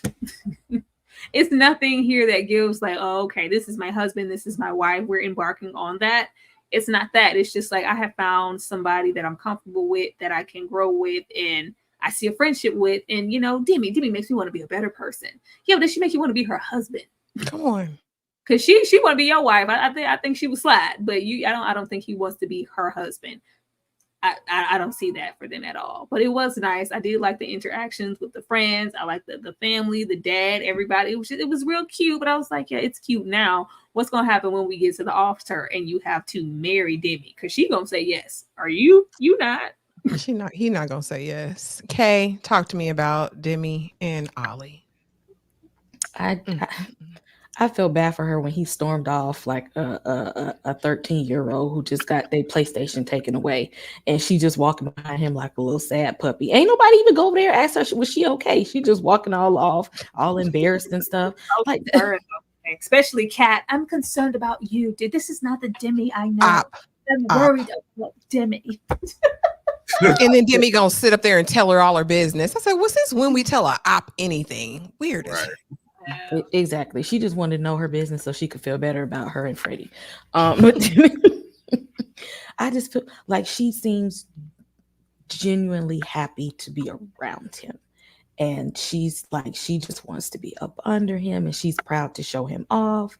And he'd be like, yeah, that's my homegirl. She cool, She cool. She gonna be loyal and stuff. She cool. Where was that energy that you had over there with Queen Charlotte? Where was that energy? That like, wow, yeah. You just be like, exactly, like, yeah, bruh. So she just be like, that's Demi. She don't, he might as well say she the homies at this point. just say that. Just say that. And then he over there, the way I thought he was about to tell her that he had cancer or something, or that he was missing that he had leprosy or was missing a limb.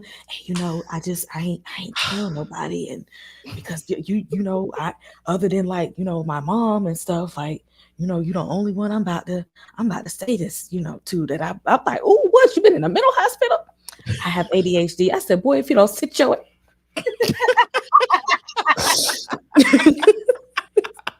get out of here.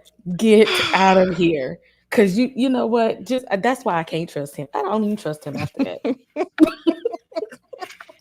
I forgot about that. He did. I said, dang, my therapist told me asked me if I'd ever been diagnosed with ADHD.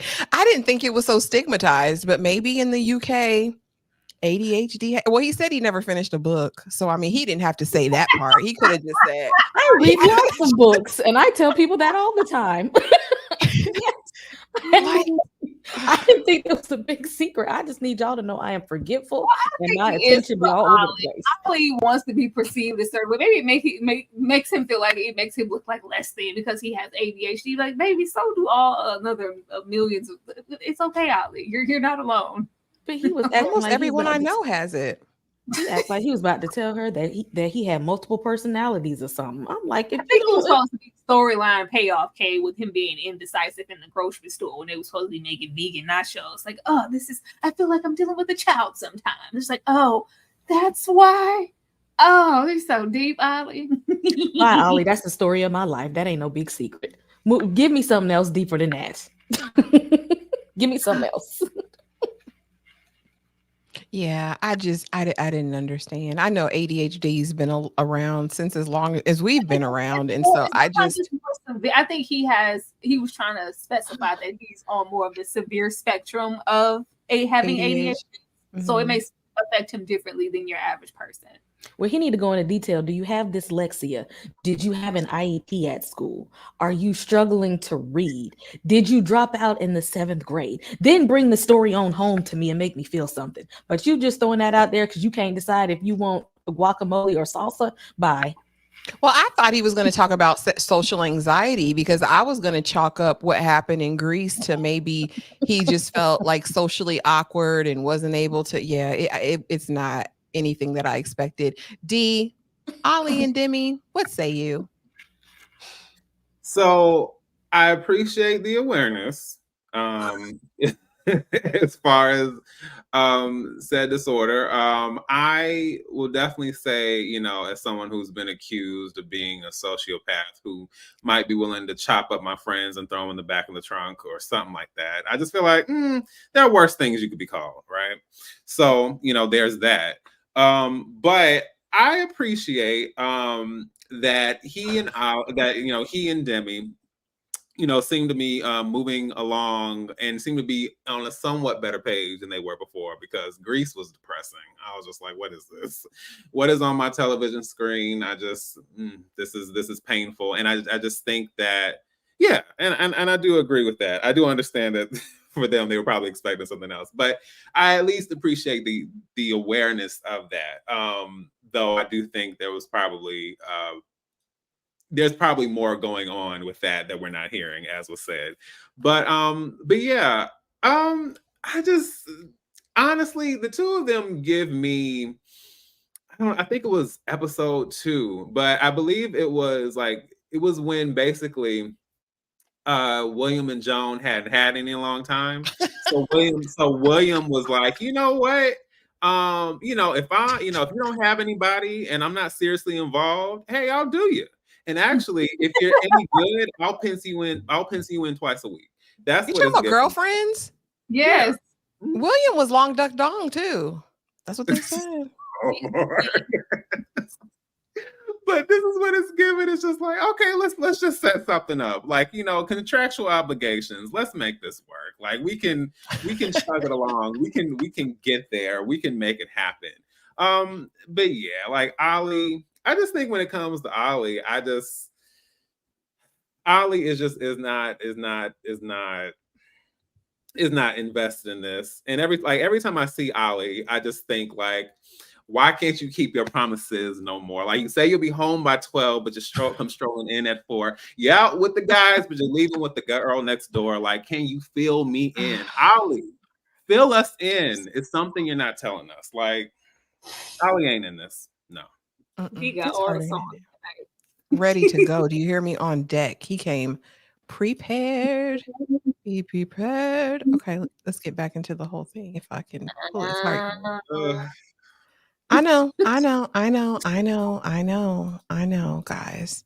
So the journey of Benaiah, Leroy Jones, and Nicole, who is indefinitely for the streets. I don't know if this is an era for her, if this is if this is a moment in time post her divorce, but right now she ain't ready for nobody's relationship.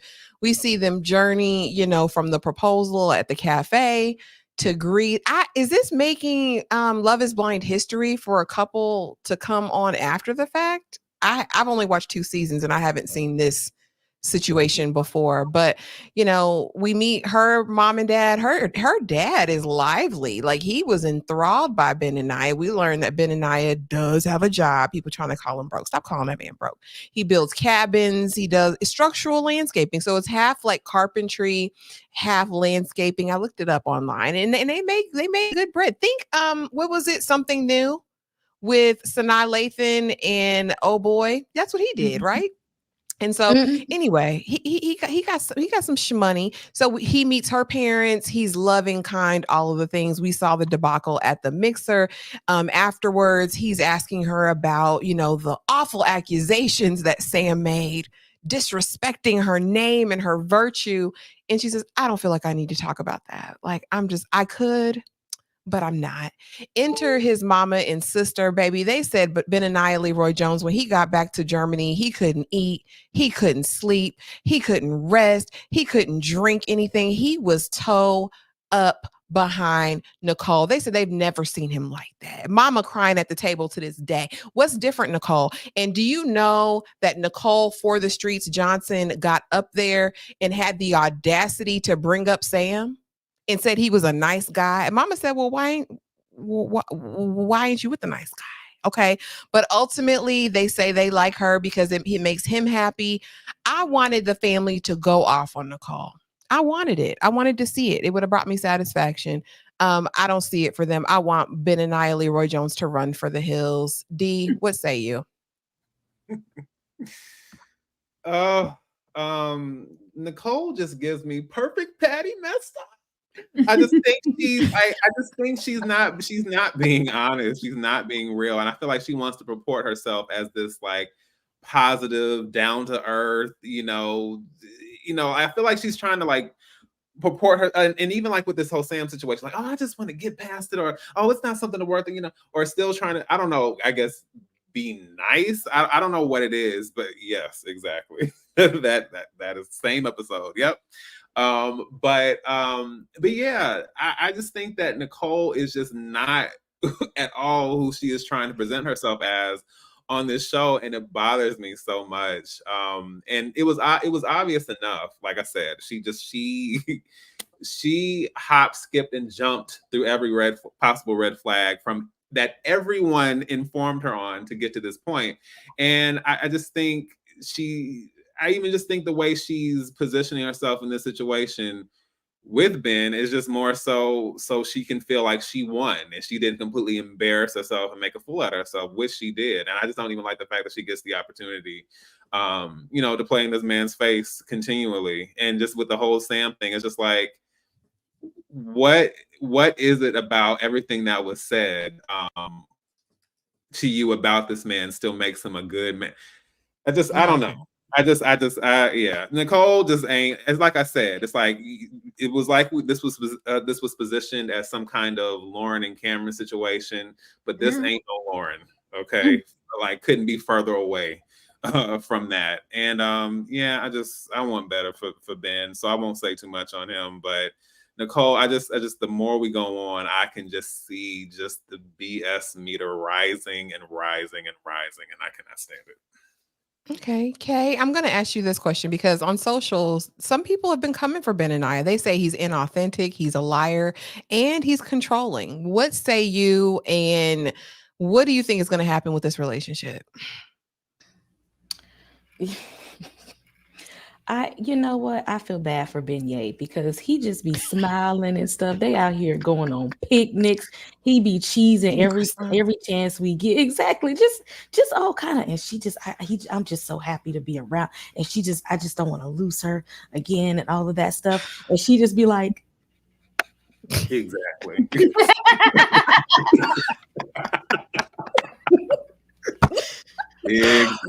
Oh no, okay. Because I still can't tell you why she likes him, because she can't either. She's just going to look at you and laugh like, yeah, me and him, we locked in. And I'm so confused. I'm so confused. And you know what, Ashley? So you got the right angle on her hair, because when she turned to the other side, it's like a piece that's right there that keeps Not the track not laying. Don't talk about her hair. She's not black. Okay. She is mixed race, and something is very different. Okay. That's what she said on Twitter. I know they gave you more money than that to fix that one piece that's like right there. Fix it. What is the mixture? Lebanese and Guyanese, and she's not black. On Twitter they said, do not call her black. They were in my comments. The UK, she is not considered black, even though she phenotypically presents as such. This is not the States, okay, where we just call everybody black. She is considered mixed race. She's black mixed with more black. Well, is this another Tyra situation? It's a something situation that I didn't know was a, hey, I'm not xenophobic at all. I am open to learning about the cultures in other countries. I like I said, I was corrected because I implied that there were black cast members on this season of Love is Blind, and I was brutally rebuffed and told that only the doctor from Nigeria, or the doctor, the junior doctor, right? That's the only person that's considered black. But that's just she's two different nationalities, but the same race. So people actually need to go and study some history and study genetics, because racially you're black. You just have two different nationalities. So that doesn't make you mixed race. Well, tell the people in the comment section. But she's more worried about being mixed race than she do that little piece of hair that keeps sticking out every episode. Tyra, were you like me and thought that his family should have went in a little bit on Nicole? That's what I wanted to see. That would have brought me great satisfaction. But what say you with these people? What say you? I mean, I thought they would. They looked like they were perplexed when they got up in there, like, this is the girl. This is the girl. First of all, I'm questioning Ben at this point for little Nicole here to have you so down and out. Like, that had you down and out? It's giving, there's a hint of just desperate. I'm not getting all of this. These connections were so deep. They were so deep. I just cared about you so much in those pods that I'm just gonna go back to Germany and be bewildered and turned out. Like, for what? Like, it just doesn't give that for me. I do think they have really similar qualities and some chemistry, even though she always laughing and smiling. It's okay, do the smile, okay, what should be doing?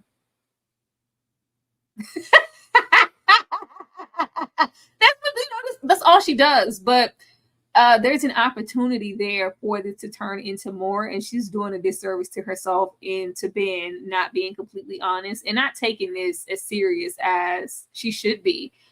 I put her over there in the same boat as Sam, child. I'm questioning why you're here. What are your motives to be on the show, to be a part of this experiment? Because it's not giving what you thought it gave. We know why Ben is here. Ben is here to find his to find his woman. He's here to find himself and his purpose. And I think Ben needs to go and be one with Ben before he ever tries to connect with anybody. Because if Nicole, of all women, have you just out here in a world like that, oh baby, you ain't ready. But I do think it's really honorable to see Ben still trying to keep the chivalry alive in these streets. I'm protecting my woman and protecting her honor. That protection that he feels over her is commendable, but does she feel that over you? Does she feel that, over your feelings, your heart over there with the nice guy Ben? I don't see them making it. They don't need to. She might pretend to make it, and if she does, I hope Ben says no. I do too. So Lee has a different perspective. Hey Lee, welcome. Benaiah, for me, is fake and wants to seem like the nice guy, but he's just actually obsessed. What say you guys? Is he just obsessed, an obsessed stalker? I didn't see him drinking bathtub water or that boy in Saltburn. Oh no, please. No. Not that memory, please. I still have PTSD. No. Oh my gosh. So please let me know what obsessed is, because I he looks get genuinely. yeah. I mean, I so get y'all. sincerity from Benaiah Exactly. Leroy. If he seems obsessed, then you might have an avoidant attachment and need people to be spacious away from you. Oh my goodness. It hasn't That's been seen. sense, of being like relentless with the thing with Sam. Like, I don't think he should be talking to Sam. You need to talk to your woman. That's who we need to have a conversation with. His obsession to prove like he's a bad person. Okay, we get it.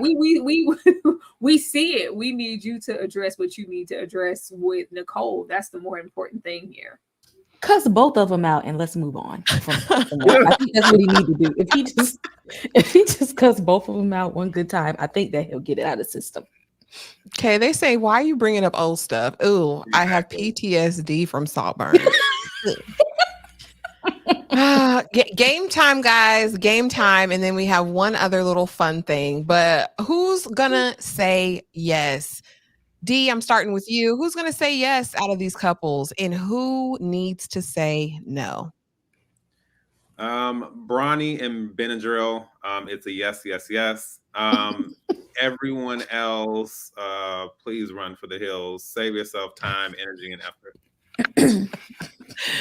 Tyra. Definitely Steven and Sabrina. I think they're gonna make it. It's a no for everybody. I feel like Bobby and Nicole, they're gonna give us a run for our money and pretend to make it and actually not make it in the end. I really hope Nicole and Ben or Bobby and Jasmine don't. Please don't do that. Please. Okay, Kay. What's gonna happen here? What's the girl that's with Tom? They don't need to do that. Maria. Yeah, I feel like, again, she wants to do it because she looked good in the dress, but he's not going to make a good husband in the end. So don't do that. I only see it. The boring couple, they're gonna do just fine. Everybody else can just give their dress back to the boutique. Okay. I definitely think Sabrina and Steven, because Steven is a good man and he wants that woman. He courted her. He knows what he wants. He has a made up mind. We know Demi and Olli it's not going to be a go. Benaiah and Nicole are going to say yes, but I think it'll result in annulment or divorce, like very quickly. Bobby and Jasmine, she's going to listen to her mama and she'll probably be the one to break his heart at the altar.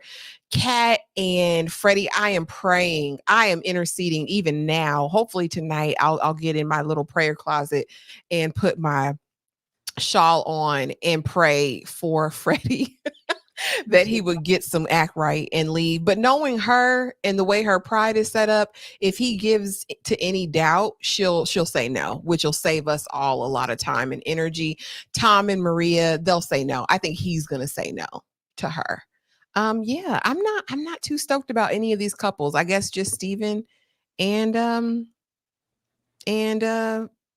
Sabrina. Lord, she's so boring. I'm sorry. I forgot her name that fast. She is. Okay. Say yes to the dress, y'all. Say yes to the dress. Talk to me about them. I'm going to start with UK. Who wore it best?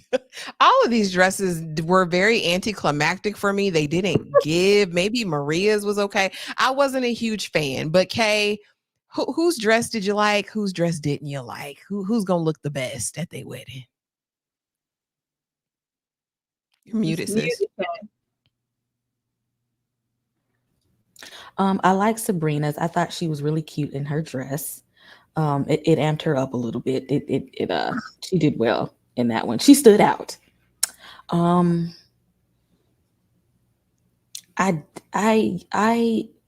thought Jasmine would have picked something a lot different, actually. I thought hers would have been a lot more fashion forward. Maybe Bobby needs to help her pick out a dress since he liked to do shopping and whatnot. Drop it in the chat, you guys. Let us know who has best dressed in your opinion. We have some Marias. We have Cat and Cat and Maria. All right, D, what say you? I mean, I agree with Kay. Bobby and Regine could have helped everybody out over at Lay Ragbin. I think we could have got something better than this. Listen, I far be it from me, a male, to question what these women want to wear on their wedding day. I will say, just from, I guess, someone who appreciates costume design, but also like how certain things are made. And because I've seen I've seen a variety of wedding dresses. These weren't really like stand out. So Lee said they tried one and that was it. I'm like, yeah, it was kind of bad. I would say if I'm just gonna go off of this, just going off of the shot, maybe Maria's. Okay, Tyra. Child, they all got on variations of the same damn dress. Like, yeah. So say who wore it best. I feel like the budget wasn't budgeting. I feel like they had two options. Like, Lord. For me, I'm gonna go with Maria and Cat. Everything else, it just wasn't. I don't think it was as flattering as it could be. And Demi and although it just looks dowdy. I don't like it. There's nothing grand about anything here. Yeah, I'm gonna, but I do like the off the shoulder situation, the fitted corset type situation with Cat, and I like Maria's, mermaid thing she got happening. But none of these dresses are giving what they're supposed to be getting. No, and I wondered why it was. I was like, is it the shot that made them all look so wide in the midsection? Like they weren't. It's like they were not like snatched, and I think that would have helped the contour of some of the dresses, like. With Jasmine and Demi. And I was also surprised that she like picked a dress that flattened her boobs. Like I was, what are y'all doing? But maybe it was just the dresses that they had access to. So at least they had one. They had one option. And I'm a ride with Maria too. But you guys, okay, so I mean that's pretty much it. That's what happened during this episode. Are you guys excited for the finale? Do you think we'll get any surprises? I mean, they dragging it. I was like, oh, we gonna stop it here? I was like, why are they dragging the season out so much? We wasting time. It was going on. How many little dinner dates in the wine vineyard do we need to do? Like, can we just go to the function? I thought that was another episode. I was like, we gotta wait for I thought we were gonna get that episode and that we were gonna probably wait for the finale. I was like, why are we stopping here? The anticipation is not killing us. Let's get this over with. I think we're gonna get just what we're expecting. We're gonna get stunts and shows with people like, oh, you don't want to marry. Cat's gonna do the damn most. Okay, Freddy gonna cry. Freddy's gonna cry because Freddy's gonna cry. I see Ben crying. Ben's gonna cry. Bronny Paper Towels and Benadryl are gonna skip down that aisle happily and go off into their life. Hopefully, she able to get that man some kids because he wants some kids. Get that man a kid, girl. You know what's good for? She'll get that man some kids. Sabrina ain't all that. Yeah, everybody else, Bobby gonna have to tell Jasmine where to go. That's even if they make it. Her mama might object. Has anybody ever object at the wedding before? Her mother may be the first person to object to this wedding. Yeah, I'm not anticipating anything that's going on here. Cat's going to do her ugly cry. Girl. Oof. White woman tears. You know what it is. Lord have mercy. I don't think there's going to be any surprises. Also, we're going to get the finale and then the reunion will be 6 days after that. I'm like, why aren't y'all just doing it? Like they're really dragging this for as long as they can. But Kay, you expect any surprises? No. Yes. No. The only surprise I expect is for Sam to just pop up again, just to be hanging out. Just like I just wanted to come to the wedding and sit in the back. I just wanted to be in the back pew. D, any surprises you're anticipating? Yeah, I was gonna say I can definitely see Sam and his plucked beak making some kind of at some point, and I have no idea why. But yeah, as far as everything else, I think it's gonna. I would be shocked if it's anything outside of what we're thinking. But yeah, and as far as I'm only really rooting for for Bronny and Benadryl, as I said. You can't change the weather. It might not be forever, but if it's forever, it's even better. Oh, okay. The songs, the rhymes tonight, we've all been blessed. You guys, we got up to 80 some people tonight here in this here chat. Thank y'all so much for coming out and hanging out with us for 2 hours. Oh my gosh. Listen, there was a lot to talk about. It was 5 episodes, but we appreciate y'all being here. But before you go, the people have something to say to you. You know what I mean? So let's start out. Let's see, whoever I can get to. Kay, let the people know what you got going on. Hey, hit that subscribe button. Hit that subscribe button. We have a lot going on. We got Bel Air coming. We have a horror panel. We have Lady in the Lake. We got the Braxtons. We got some documentaries, Interview with the Vampire. I do believe it is hitting Netflix now, finally. Y'all just hit that subscribe button. For everybody, we have a lot of stuff going on our channels. You will be entertained with all of us. So hit that subscribe button. Absolutely. Y'all go support Kay. She is so close to 1K. Please go ahead and go over there, hit a like, hit a subscribe. Mr. D, what you got going on? Let the people know. Yes. Hey, everyone. This is D Movie Man, fellow cinephile, popcorn addict, and emerging film critic. That is my central tagline. That is what I do over on my channel. I love discussing all things film, cinema. I love discussing trailers and the occasional TV show and doing recaps for those.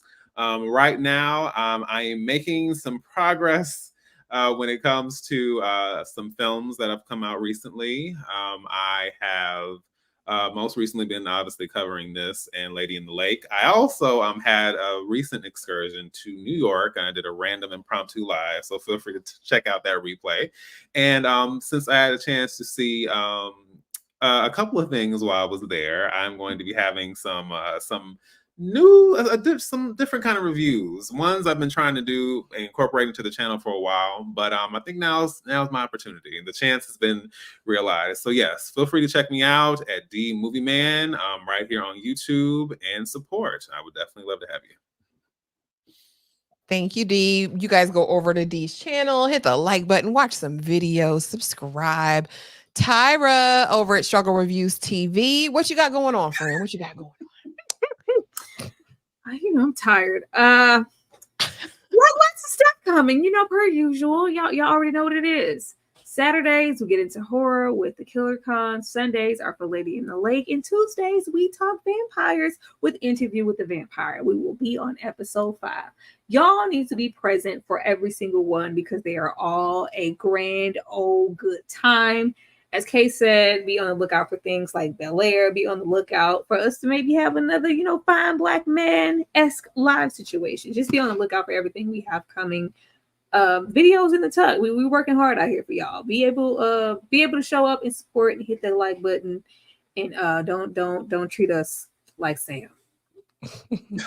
And y'all be aware, save the date, mark your calendar. Tyra's birthday is next week on the 22nd, and we will be doing an exclusive Waiting to Exhale live cosplay. Y'all know how we do. It's going to be such an amazing time. So set out that time next Thursday. It'll take the place actually of Love is Blind next week. We'll be doing this one the following Friday, but please subscribe to everyone. Please hit that notification bell. Go watch a couple videos, leave a couple comments. It helps us out more than you would ever know. But thank y'all so much for being here. We hope that you have the most amazing night.